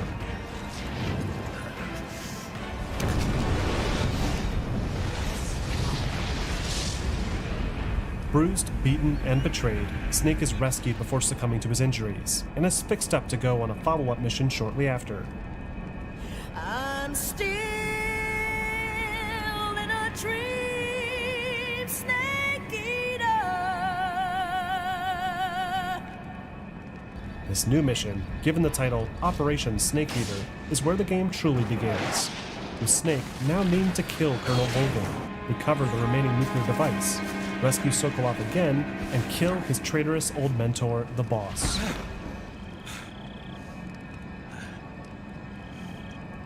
Ever loyal to the mission, Naked Snake ventures back into the same jungles as before, but falls down a figurative rabbit hole of action and espionage, fighting off local wildlife, Russian patrols, and Soviet gunships, along with the supernatural Special Forces unit Cobra under the command of the Boss herself. Along the way, Snake Eater also introduces one of the more extensive love stories in the series, with the introduction of the Russian KGB contact Eve, or rather Eva. Together, the two work to infiltrate the Colonel's facility and put a stop to his insidious plot, all while braving the elements of the game's uniquely survival-based themes. Another persistent theme throughout the game is referred to as scene, which is essentially the idea that your concept of good versus bad is dependent on the scene or background in which you belong. It sort of plays into Metal Gear Solid 2's message regarding meme and how cultural identities are passed on. All of this is delivered with a slick new style, inspired heavily by the likes of classic Sean Connery 007 films, especially the fan-favorite introductory sequence performed by vocal artist Cynthia Harrell. The narrative is noticeably easier to follow than Kojima's past 2 titles as well, thanks to its return to a more grounded setting and time period. But its contributions to the overarching plot provide critical insight into the events in the future, and would inevitably serve to bring the saga to its proper conclusion. Snake Eater also aims to transform the signature stealth action formula in a pretty drastic way. For one, it doesn't spend most of its time inside of narrow interior corridors and hangars, but instead propels players out into the wilderness and challenges them to not just sneak past the enemy, but also contend with jungle wildlife and other hazards as well. To emphasize the game's survivalist themes, Snake Eater introduces a new stamina meter directly below Snake's health that will deplete over time at varying rates dependent on the player's actions. Lots of running, jumping, and fighting, for example, will drain the bar rapidly, making it harder to aim in first person or recover from an injury. It'll even reduce the time Snake can spend swimming underwater or hanging from ledges, so it's best to keep this meter maxed out as much as possible. To replenish it, players must consume food, like rations. Though to tie into the new survivalist themes, players can also hunt for their own food out in the wild, using their weapons to stab or shoot creatures that can then be stored in the character's backpack. Another big change built into Snake Eater is the new camouflage index system. In the top right corner of the screen, players will now find the name of Snake's currently equipped outfit and a percentage number.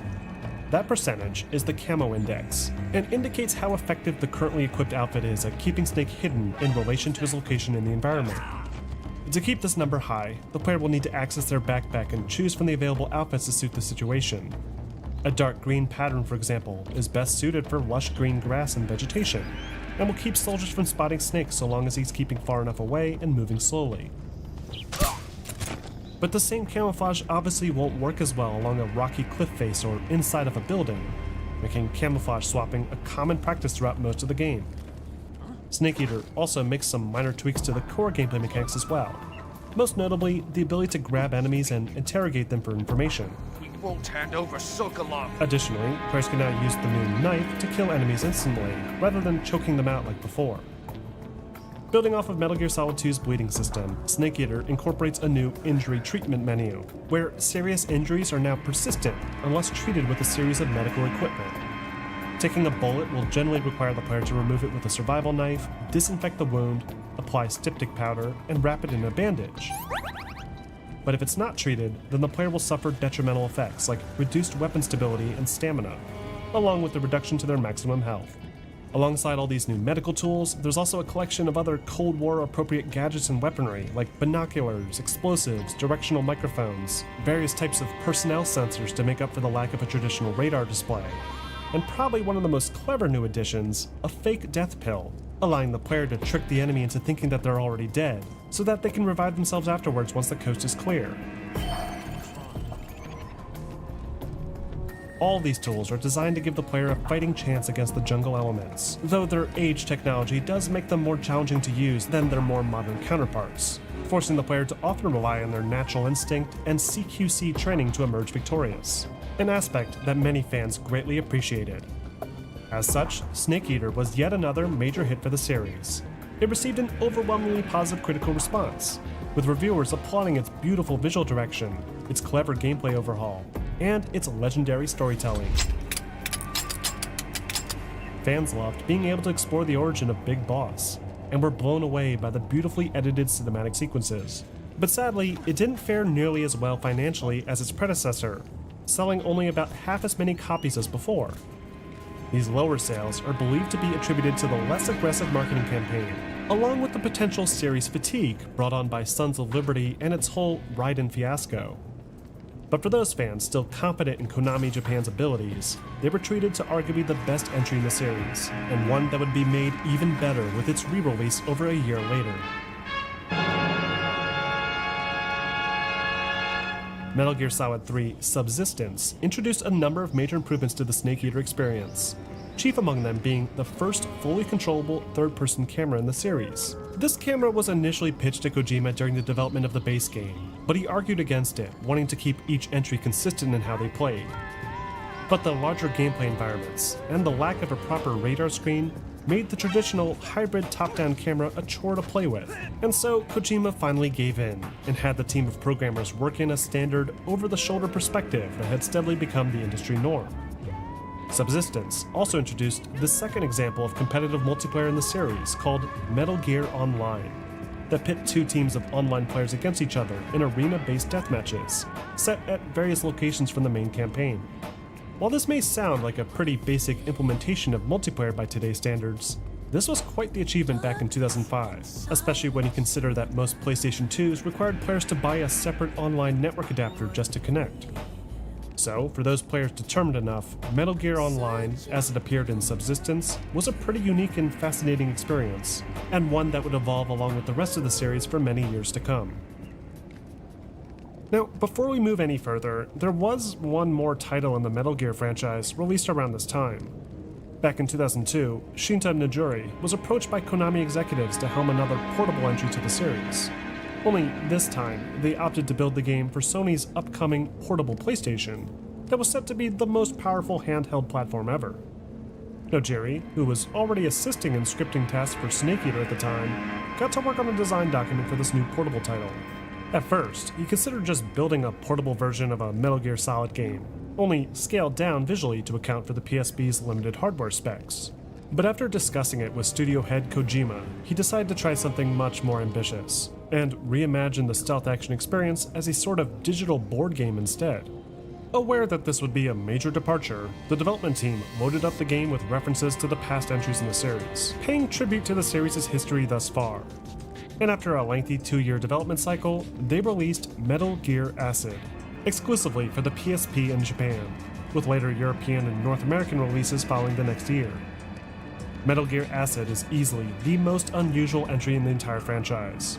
It takes place in the futuristic year of 2016, after an airplane containing a number of high-profile US politicians is hijacked by a group of terrorists and their weird, creepy marionette dolls. Snake, having retired for the millionth time by now, is called back into action and is sent to investigate a top-secret research project called Pythagoras that the terrorists are demanding in exchange for their hostages. Acid's story is probably one of the darkest and yet strangest in the entire series. Though, because it wasn't written by Kojima, it's also not considered to be canon. Even more odd than the game's storyline is its drastically different gameplay direction. Metal Gear Acid is a turn-based strategy game, where players make use of a set of playing cards to determine actions and complete specific objectives. The game is split up into individual stages, each with different configurations of obstacles and enemies to overcome. When the game begins, players are given up to 6 cards in their hand, and can use these cards to either move a set number of spaces on the game board, or activate the abilities written on the card itself. A handgun card, for example, can be used to fire at a nearby enemy, or it can be substituted to move Snake 3 spaces instead. When the player's turn is complete, the enemies will move around the board, patrolling the environment on set, turn-based paths unless they otherwise encounter a disturbance. All of the core mechanics from the Metal Gear series come into play here in one way or another, and while it's certainly not the same as your typical stealth action experience, it's a surprisingly clever design nonetheless. But as expected, the reception for Metal Gear Acid was mixed upon its release. Many gamers were disappointed with the change to the gameplay mechanics, and were hoping to get a portable Metal Gear Solid experience instead. However, for those that did give the turn-based action a chance, they found a remarkably deep and well-thought-out game within, and praised the title for its creativity and execution. Immediately following Acid's lukewarm reception, Nojiri and the team commenced work on a direct sequel that would evolve their controversial turn-based design. The game, titled Metal Gear Acid 2, released in Japan the same year as the first game's Western release, and featured a plethora of design changes. The biggest and most obvious change was to the art direction, that now offers a cel-shaded style with a much brighter color palette and an interesting new lead character design. The story also seems to have nothing to do with anything in the series prior. Players assume the role of a character named Snake and are forced by the FBI to complete a mission for them to rescue his friends and clear a tarnished reputation. The story by itself is much more ambitious than the first Acid game, though its lack of any real connection to Kojima's narrative makes it stand out as a sort of black sheep in the Metal Gear franchise. That being said, Acid 2's gameplay is a marked improvement over its predecessor. Its controls are simplified, its mechanics are explained more clearly, and it also features several quality-of-life improvements and fun additions to expand on its unique formula, including double the amount of playable cards. As a result, Metal Gear Acid 2 received mostly positive reviews, with most of the praise coming from those who appreciated the risk taken with the original. But for those players still not on board with Acid's direction, they would have to wait a little bit longer for Snake to return to form.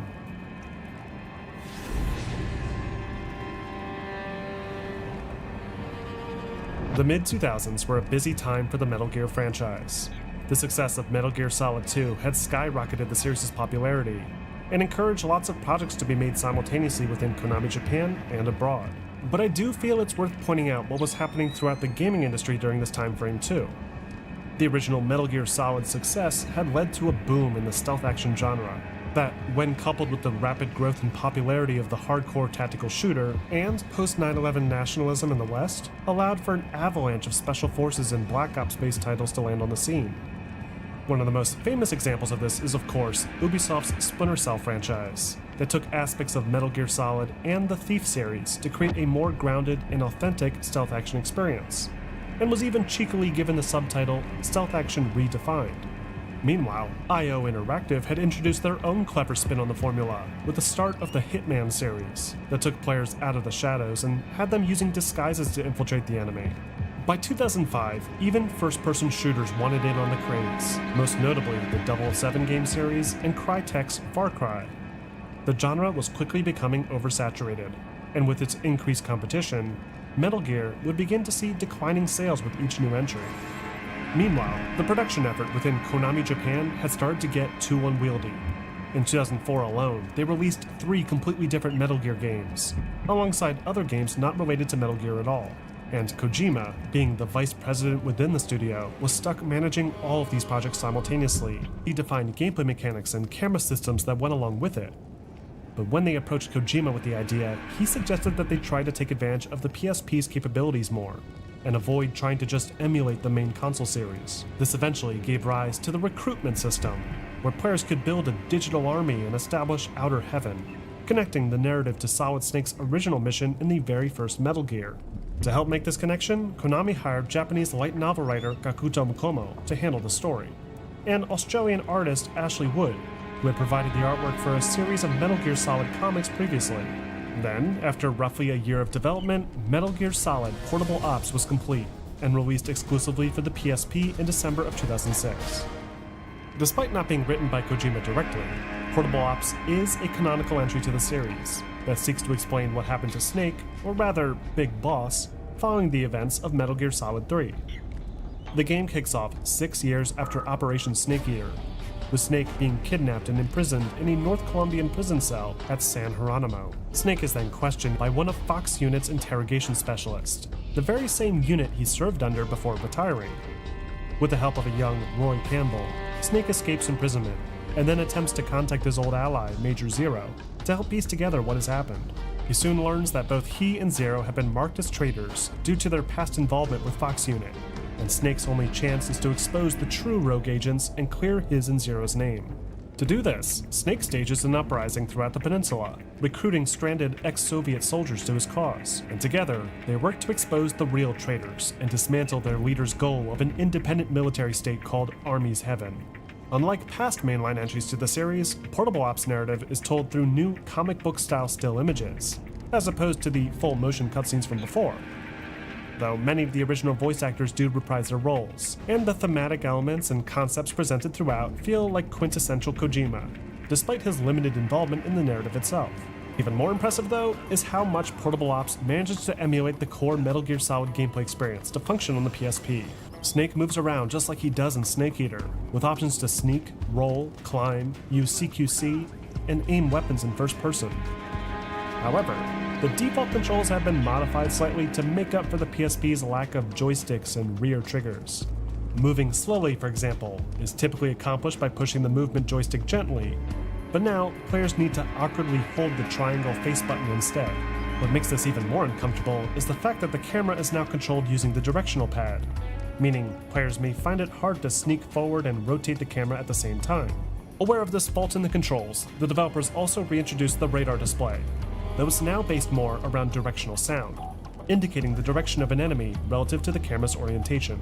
The inventory screens have similarly been modified, using a much simpler 4-slot, row screen that greatly limits what Snake can bring with him on a mission. But probably the most detrimental change of them all is the design of the game's environments. Portable Ops utilizes a series of small, cookie-cutter locations completely devoid of any real personality. Each area looks like a collection of harsh corners built out of the same prefab concrete texture, with maybe 1 or 2 interesting rooms hidden within them.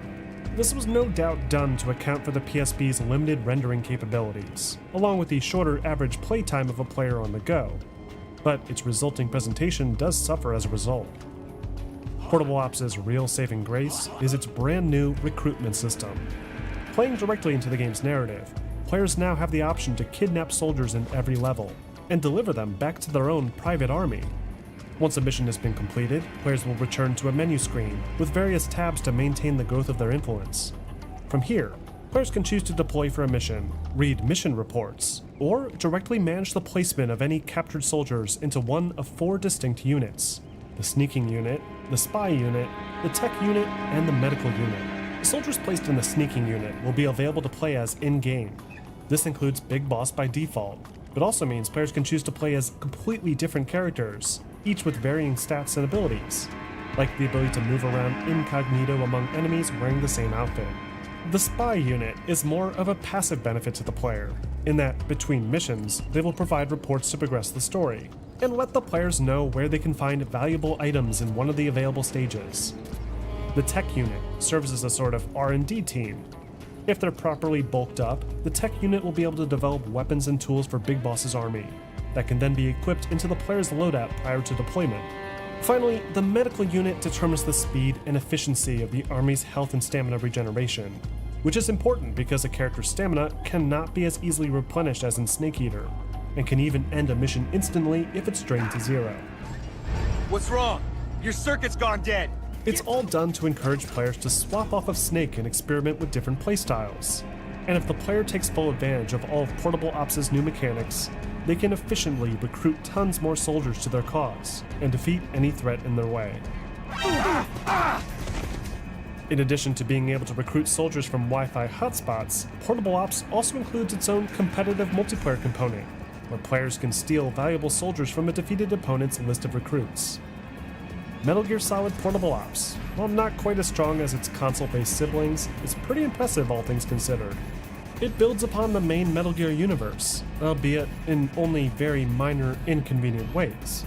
But even more importantly, it introduces the Army recruitment system that would be repurposed and perfected in later, more successful entries. What's more, it gave PSP gamers a more genuine Metal Gear experience to play on the go, with some nicely detailed character models, most of the core mechanics, and plenty of replay value. The game was met with mostly positive scores, sitting in at around 80 to 90%, and sold 250,000 copies within its first month. Though because it only was ever made for the PSP, it naturally never reached the same install base as the mainline titles, and is often neglected when considering the overarching timeline of the story. A second version of the game was released a year later called Portable Ops Plus, aimed to inject more content into the game, though oddly, this version cuts the original's campaign in favor of a mission replay mode instead, likely intended for veteran players that just wanted to enjoy all of the late-game army management content, which makes sense considering its much lower price point.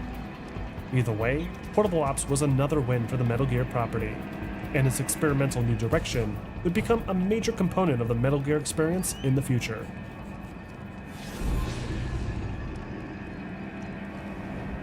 Development for the next mainline entry to the Metal Gear saga began as early as 2005, with Kojima Productions now working with Sony's next-gen console, the PlayStation 3, and studying how to account for its unique multi-cell processor design. The studio also brainstormed ways to make the fourth entry stand out from what they've already done in the past. Metal Gear Solid 3 had transformed the series, bringing Snake out into the wilderness and forcing him to use the trees and grass to hide. This got the team thinking. Where else was there to hide? And how could they make this new game feel like a generational leap? Pulling influence from Hollywood films, and perhaps another certain stealth action game series, they landed on the idea to have players navigate through an active war zone, setting an epic scene for Snake's final story. While many at Kojima Productions were excited to work on this new Metal Gear project, Kojima himself wasn't particularly thrilled. He felt that he had nicely wrapped up the series with the third game, and he was frustrated that players were not picking up on the subtext pertaining to the creation of the series itself. But this didn't matter to some fans. There remained an overwhelming demand for answers to the cliffhangers at the end of Sons of Liberty, and the fanbase demanded to know how it would all end. So Kojima decided to compromise, agreeing to serve as the project's producer, while series veteran Shuya Murata took over as the director, a decision that was unsurprisingly met with an extreme level of backlash soon after. Murata may have contributed a great deal to the series' narrative over the years, but fans viewed Metal Gear as Kojima's story, and thus wanted him and only him to write the epic conclusion. The backlash was so bad that some fans, and I say fans loosely here, even threatened Kojima's life. Disturbed by this response, Kojima announced a few months later at E3 2005 that he would assume full creative control of Metal Gear Solid 4. And he also confirmed that this would be the official ending for the saga, concluding Solid Snake's journey once and for all. He then demonstrated a proof of concept for what the team had already managed to accomplish, with a sample of the game running off of the old Snake Eater engine, demonstrating a new Middle Eastern setting and groups of AI fighting each other. Now that the fans were happy, the developers got to work on one of their most challenging projects to date. The PlayStation 3 had a very unique architectural design, relying primarily on its many processor cells, or more accurately, its synergistic processor elements to offload specific processing tasks. Physics simulation, for example, would be handled by one of these cores, while animations are handled by another. The entire Metal Gear Solid 4 game engine was purpose-built with this asymmetrical processing in mind. And because the game was set to remain exclusive to PS3, the programming team did not have to worry about planning for future ports, greatly simplifying the process. By taking advantage of the PS3, the programming team were able to incorporate a ton of new visual effects to deliver the series into a new era. The poly count for characters, for example, was scaled up by a factor of 3, with Snake's poly count being upped from the previous 4,800 to a stunning 14,000. The PS3 also enabled the developers to overhaul the lighting engine, allowing for a simulated subsurface scattering by means of overlaid shader work, and new self-shadowing effects, providing a movie-like quality to each of the game's cutscenes. This was then coupled with an exhaustive amount of fine details and post-processing effects that remarkably still hold up over a decade later. But as always, the graphics were only part of the full picture. A lot of effort went into the gameplay design as well, ensuring that its new war-torn setting was as enjoyable to play as it is interesting. This involved reprogramming the game's AI to recognize the player's actions and adapt on the fly, adding a brand new way to interact with the world. Once the system was in place, they then looked for other ways to innovate and looked to Snake Eater's camo index for inspiration. With so few places to hide now, camouflage would be critical for sneaking past groups of soldiers. But they found that flipping through menus to change the player's costume was a tedious practice. So, to fix this, they came up with the idea of an adaptive camouflage that would change its texture all on its own, and thus the Octocamo was born. Tying into this new futuristic direction, Yoji Shinkawa presented concepts for a new type of Metal Gear. Not a massive mechanized boss, but rather an autonomous enemy type that Snake would have to deal with throughout the game. Early concepts for this unit were more like miniature Metal Gear Rexes, but this soon evolved into the hybrid organic geckos that emit a loud cow moo and cicada scream as they march along the environment. After about a year of development, Metal Gear Solid 4 was demoed again at E3 2006, showcasing its strange new direction, along with a newer, far older Solid Snake. Fans were ecstatic. The visuals demonstrated real potential for the PS3 that had not necessarily started off on the right foot, and that quintessential Kojima charm present in the demonstration reaffirmed his involvement.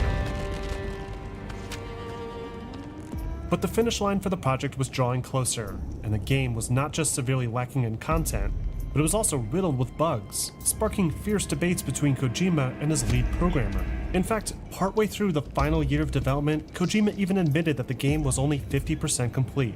So, in order to meet the deadline, Kojima was forced to compromise on his much larger environments that he envisioned for the game, and agreed to spend the final weeks of development polishing up the rest of the game.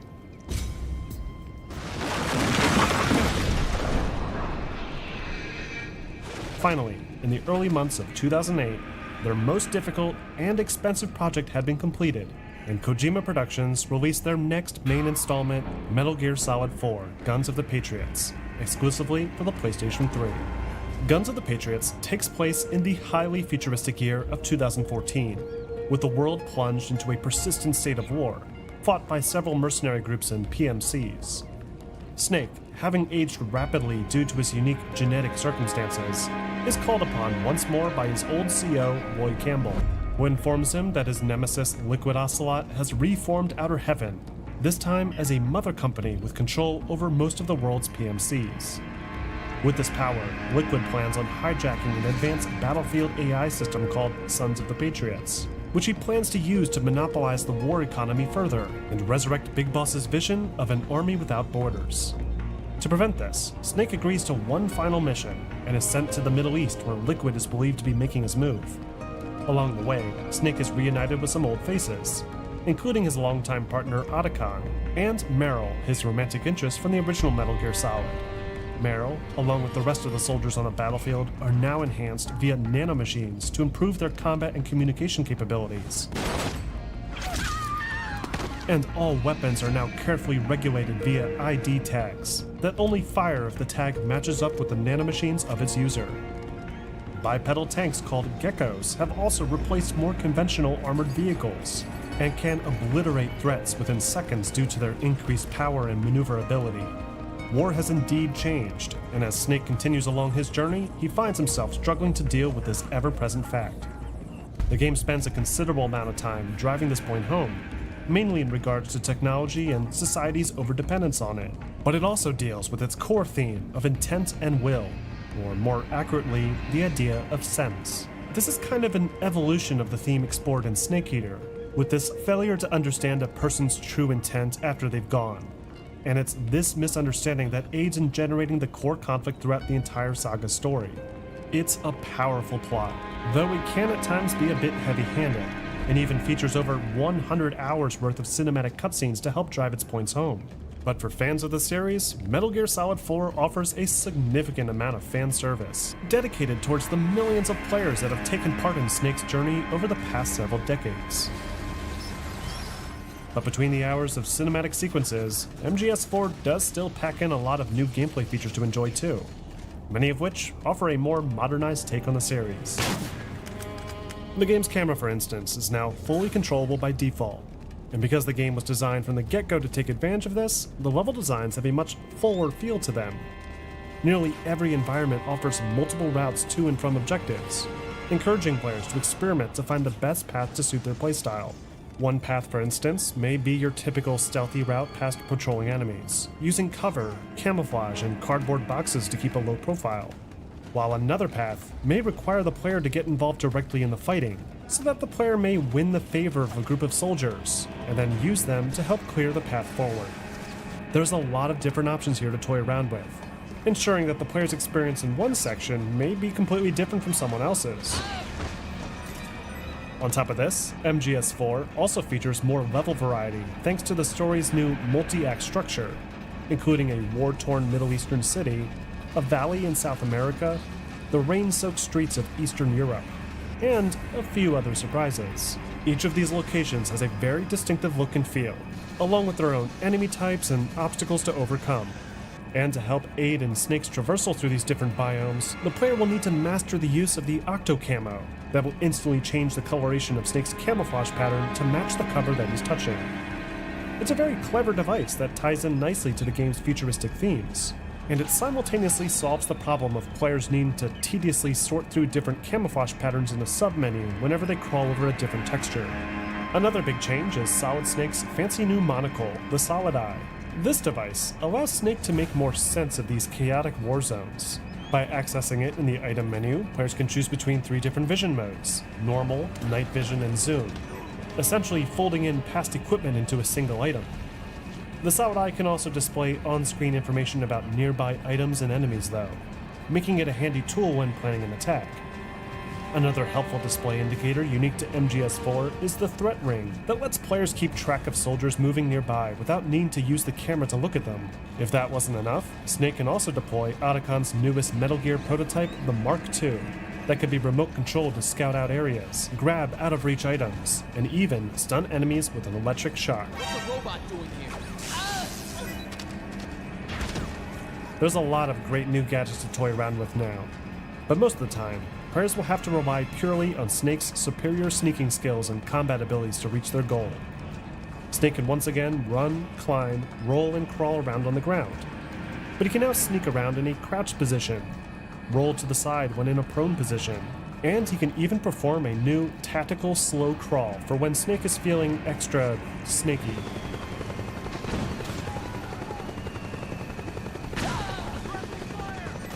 One of the best improvements, though, is the rework to the series' outdated shooting mechanics. The Metal Gear series, for the longest time, has relied on using either an awkward lock-on system or a cumbersome first-person precision view. But MGS4 finally allows players to aim over the shoulder like more traditional third-person shooters. The old aiming methods are still available to those that prefer them, though it's hard to compete with an aiming method where you can both move and aim with precision at the same time. Players can even aim their weapon after being knocked onto their back, a trick that would have helped immensely in the past several games. MGS4 also features a much larger selection of weapons to choose between, thanks to the gun launderer named Drebin and his armory on wheels. At any time after meeting the character, players can access a store menu and use special in-game currency called Drebin points to purchase a weapon picked up off the ground. By doing this, Drebin will remove the ID tag from the weapon, making it usable by Snake, and also unlocking the ability to apply attachments to it to improve its performance. To earn more Drebin points, players can either pick up weapons off of the ground that they already have duplicates of, like remaining undetected or only using non-lethal attacks, which will later reward the player with an emblem and bonus points at the end of each playthrough. Finally, there's the rework to the stamina gauge. In MGS4, the stamina gauge from the past 2 games is renamed into the stamina gauge. It serves the same fundamental purpose, like slowing down health regen and impacting the player's ability to aim steadily, but now it depletes based on stress, not with the player by stress level, usually by engaging with enemies directly or standing in extreme temperatures, then their psych level will steadily drop. And if this happens, Snake becomes more aware of his accelerated age, and will even stop to rest and reach for his aching back. This psych gauge will even pop up during some cutscenes to indicate when Snake has been made to feel old, a persistent plot point that helps to drive the story forward. Wake up and face reality. Old Snake. Metal Gear Solid 4 is yet another ambitious entry to the Metal Gear saga. It aligns itself heavily with its narrative in the hopes of keeping players immersed, while also modernizing the aging stealth action mechanics to keep it competitive. It also features more scripted action moments than any other Metal Gear title, with some of the most insanely memorable climactic moments ever to grace the medium, though it does simultaneously lose a bit of its charm in the process. The Metroidvania level designs, the intimate singular setting, and the emphasis on on-site experiment feels absent this time around, and its short, scripted gameplay sequences bookmarked by incredibly long cutscenes only further this disconnect. However, were able to see and held Guns of the Patriots up as a masterpiece upon launch. The game received overwhelmingly positive reviews, with outlets like IGN awarding it their highest possible score. Critics praised the game for its gorgeous visual design, its beautifully written narrative, and its well-designed new features. Meanwhile, fans applauded Kojima Productions for the countless examples of fan service, especially in regards to the game's tribute to the original 1998 classic. Most importantly, though, is that Kojima's ending was epic and meaningful enough to appeal across the board. And finally, after nearly 2 decades, Solid Snake could hang up his bandana and leave the world of espionage behind. At the same time as MGS4's release, Kojima Productions also released the next iteration of Metal Gear's online multiplayer, Metal Gear Online. The gameplay remains very similar to what Konami established with Metal Gear Online on the PS2. Players take control of various soldiers in team-oriented battles across environments featured throughout the single-player campaign, and then fight for control of specific objectives using a variety of weapons and unlockable skills. It's important to note that a lot of the elements were inspired by the popularity of new aggression-based first-person shooters at the time, namely Call of Duty 2. Because this multiplayer concept was still fresh for many PS3 gamers at the time, and the Metal Gear property was so well known, this multiplayer community flourished throughout its history, but was inevitably shut down prematurely in 2011 during a natural disaster in Japan that impacted the server. Following its reactivation, the community steadily declined. But by spring of 2012, Konami officially quit services. Though there does still remain a dedicated community who have since revitalized the online component using various unofficial modifications of the client. The Metal Gear series also saw a few spin-off mobile titles around this time. The first was an N-Gage exclusive called Metal Gear Solid Mobile, built by a British mobile game developer called IdeaWorks Game Studio. In it, players assume the role of Solid Snake, following the events of the Shadow Moses incident, with him and Otacon hunting down Metal Gear prototypes in various rogue missions. The game is built as a strange hybrid of the original Metal Gear Solid and the visual elements of Metal Gear Solid 2. Though because cell phones at the time were much weaker and lacked proper control, it's an incredibly difficult game to navigate through. A year later, Kojima Productions released their own mobile title, this time for the iOS. The game, titled Metal Gear Solid Touch, takes a much more simplistic approach to its design in order to maximize its visual potential on the mobile platform. And instead of featuring its own story, Touch retells the story of MGS4 by means of rather simplistic shooter gallery levels. It's far less ambitious than its N-Gage counterpart. It would serve as merely a distraction to audiences, anxiously anticipating news on where the series would go next.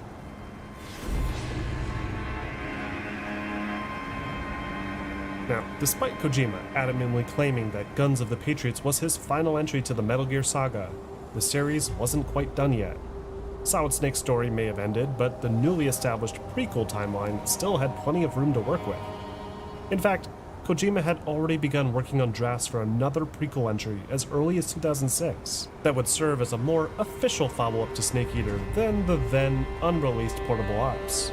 This new design document that he had written was immense, with tons of critical story elements that would help provide more context to MGS4's emotional finale. Before long, the new Portable project dominated the whole of Kojima Productions. Almost everyone who had worked on MGS4 became involved in one way or another.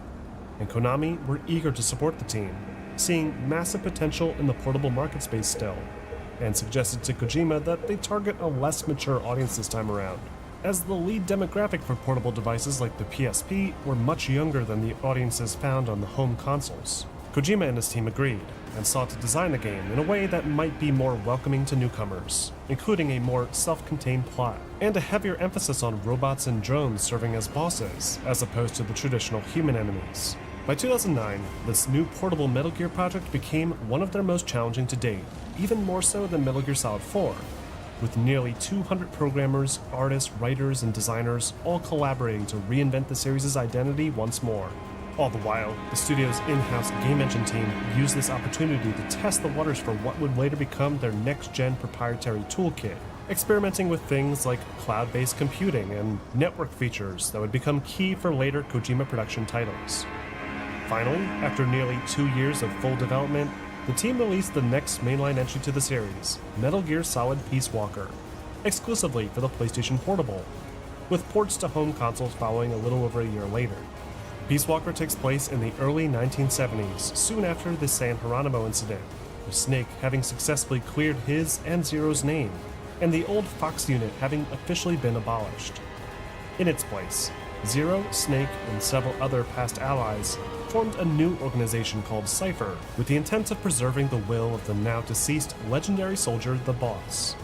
However, disagreements regarding what her will actually was prompt Snake to distance himself from the organization, where he then establishes his own Milita Sans Frontier, aka an army without borders. The game proper kicks off one stormy night along a Colombian beachfront, with Snake training some of his new recruits in the art of CQC. Shortly after, a strange man with a mechanical right hand propositions Snake and his army to assist in defending Costa Rica against an invading force, a force that is believed to be funded directly by the CIA. Snake is at first hesitant, but after hearing an audio recording that suggests his old mentor, the Boss, might still be alive, he agrees to help, in exchange for funding and the materials to establish a forward operating base in the middle of the Caribbean. With this new FOB established, Snake and his unit set off to Costa Rica, where they assist a local rebel group, fight off a series of high-tech drones, and uncover yet another plot to send the world into utter chaos by means of a walking bipedal death machine. This story is surprisingly rich and deep for a mobile-based title, with themes about the theory of nuclear deterrence and the pursuit of world peace being the center focus. And all of this is delivered once more with some fantastic comic book-style still image cinematics, some of which can now be manipulated directly to immerse the player further. It's a very clever design, executed even better than in Portable Ops, though the pacing is still hurt a little bit by the game's use of an episodic format, especially when it rips the player away from the action with a to-be continued screen, instead of just loading into the next scene automatically. Even so, Peace Walker serves as a critical component in piecing together the Metal Gear timeline. It introduces several major characters like Snake's close ally Kaz Miller, the young rebel leader Amanda and her stubborn younger brother Chico, Otacon's father Hal Emmerich, and the mysterious Paz. Peace Walker also offers a secret bonus ending, only accessible by completing a significant number of optional objectives, which is used as the catalyst for the events in its eventual follow-up. Its gameplay design also greatly contributes to the evolution of the series, taking lessons learned from both MGS4 and Portable Ops to create the ultimate Metal Gear on-the-go adventure.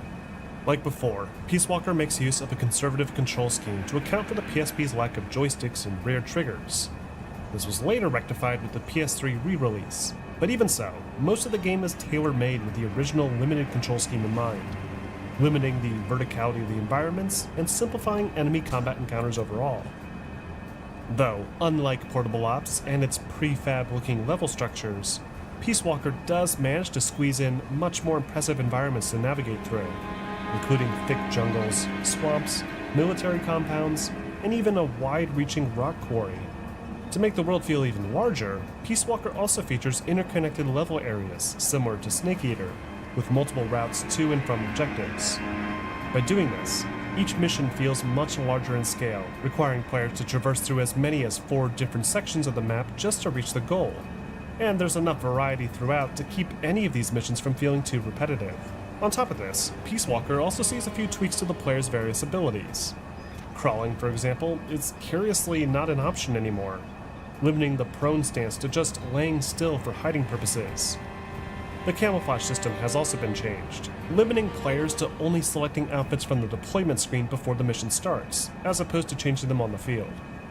This encourages players to carefully choose the appropriate gear before booting up a mission, reading over intel files and briefings to understand what type of terrain to expect, and whether the task at hand calls for stealth or something a bit more confrontational. Speaking of which, Peace Walker also reapproaches how the series handles boss encounters. Each boss fight in the game involves taking down some sort of heavy armor unit, whether that be conventional military hardware like tanks and helicopters, or the far more challenging AI weapons controlled by a distinctive AI pod. In these AI fights, players can damage specific components along the robot, thereby unlocking their ability to be stolen from the AI core after it's been disabled. If enough of these components are stolen, Emmerich can use them to construct a prototype Metal Gear called Metal Gear Zeke back at Mother Base, a sort of hint of things to come, and a requirement to achieve the game's true ending. But these field operations are only a fraction of the full experience. Peace Walker also reimagines the popular army building metagame from Portable Ops to make it not only easy to understand, but more practical for players to invest their time in. Players, for example, no longer need to drag individual soldiers they want to recruit back to a truck. Instead, potential recruits can be instantly hoisted into the air by means of a Fulton extraction balloon, so long as it's done far enough from prying eyes. This change allows for rapid expansion of the player's military nation, which is crucial now that the various units at Mother Base play a more direct role in the action on the ground. The spy unit, for example, now referred to as the Intel unit, can be called upon mid-mission for support. Meanwhile, the sneaking unit, now referred to as a combat unit, can be deployed on their own missions called Outer Ops, where their collective combat rating will determine whether they return after a certain time with resources, extra recruits, or maybe special documents. Other new changes introduced in Peace Walker include a player ranking system at the end of each mission, more brutal CQC takedowns, and of course, a new focus on online cooperative play, allowing players to trade collective soldiers and even play together with up to 4 players at a time. Overall, Peace Walker is a phenomenal entry to the Metal Gear saga, one that finally takes complete advantage of the PSP to deliver a real, top-tier gaming experience more in line with its console counterparts. It received incredibly positive critical reception upon its release, with some like former IGN editor Greg Miller claiming it to be one of the very best titles in the Metal Gear franchise. However, not everyone shared this sentiment. A few knocked the game for its sudden difficulty spikes and its awkward controls. Others felt the game shifted a bit too strongly away from its stealth action roots, opting for more combat-based action and removing fundamental features like the ability to crawl. However, these complaints were few and far between, as most people generally liked the game, which made the overall sales numbers even more surprising. Peace Walker performed abysmally in its opening month, well below Konami's expectations. The game sold alright domestically, but Western audiences had apparently started to drift away from dedicated portable gaming devices like the PSP, likely in favor of mobile phone devices instead. In response, Kojima Productions released an HD remaster of the game a year later, available for both the PS3 and Xbox 360 console, and even bundled it together with HD re-releases of Metal Gear Solid 2 Substance and Metal Gear Solid 3 Subsistence. By doing this, Peace Walker eventually saw a slow but steady recovery in its sale performance, and it has since become one of the most highly regarded entries to the series. But more importantly, it set the stage for the saga's final entry, thanks to its new story direction, its many gameplay tweaks, and the technology used to create it.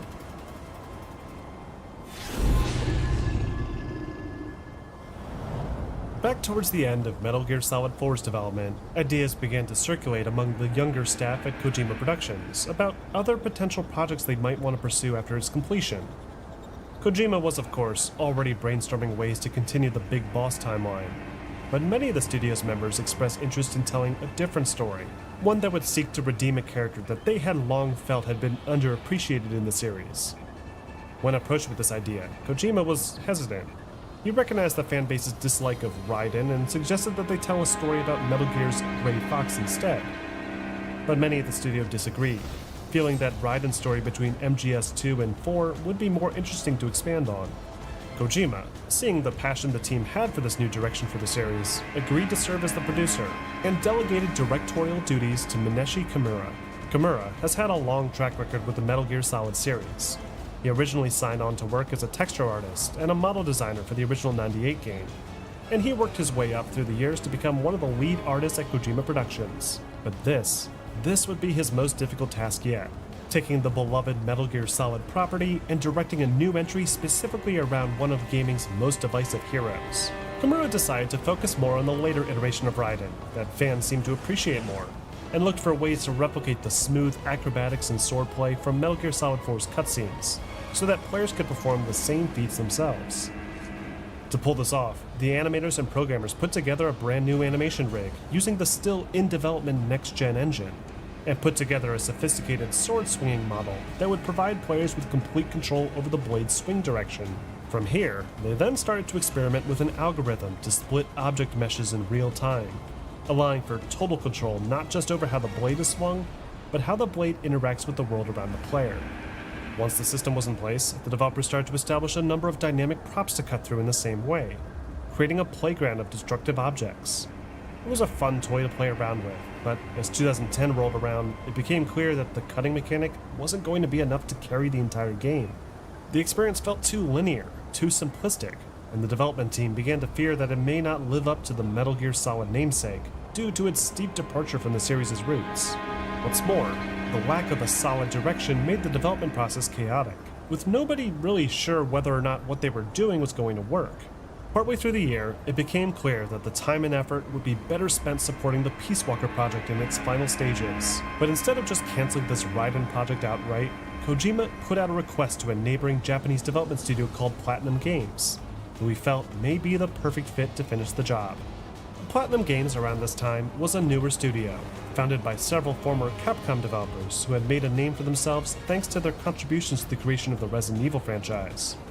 But even more recently than that, Platinum Games were responsible for creating the popular hack-and-slash action-adventure game Bayonetta, and had also just wrapped up work on an incredibly fast-paced third-person shooter called Vanquish.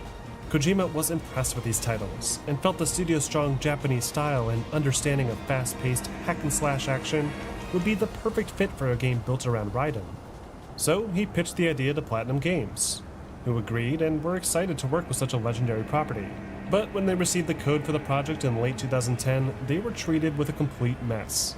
The game engine Kojima Productions were building was still incomplete, and it would take far too long to get the game into a playable state. So they decided to start from scratch and use their own game engine instead, and even reintroduce the cutting effect as they felt it was a key part of the game's signature style. From here, they began to rapidly piece together the rest of the game, using lessons learned from their past projects, building mostly linear environments, but scaling up the insanity of each and every combat encounter. Throughout development, Kojima Productions maintained complete control over the game's story and general aesthetic, feeling it was important to the fans that they continued to have a hand in the Metal Gear universe. Finally, after a lengthy, troubled development cycle, Platinum Games were able to finish the project, and in early 2013, they released Metal Gear Rising: Revengeance for Xbox 360 and PlayStation 3, with a PC port following a year later. Metal Gear Rising takes place in the even more futuristic year of 2018, several years after the destruction of the Patriot AI system and the war economy it produced. The PMCs that Liquid had tried to use to control the world have all fallen apart, forming their own small renegade groups instead, and the soldiers within these groups have undergone operations to enhance their bodies, turning them into more machine than man. The player assumes the role of Raiden, a cybernetic ninja himself, who has since signed on to work for a private security firm called Maverick Security Consulting. But after a job in Africa goes wrong, Raiden finds himself critically injured and vows to track down those responsible.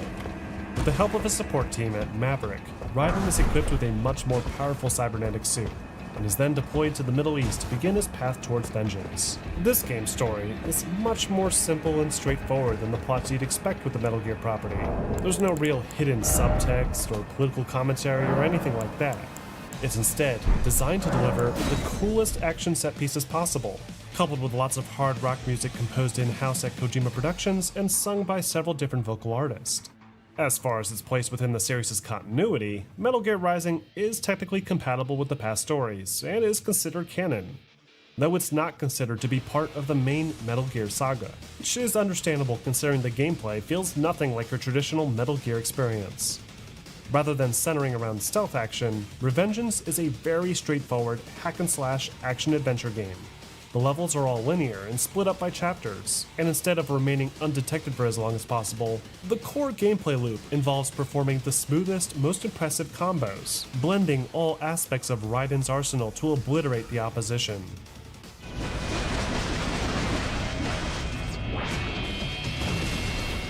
As always, the game is controlled from a third-person view perspective,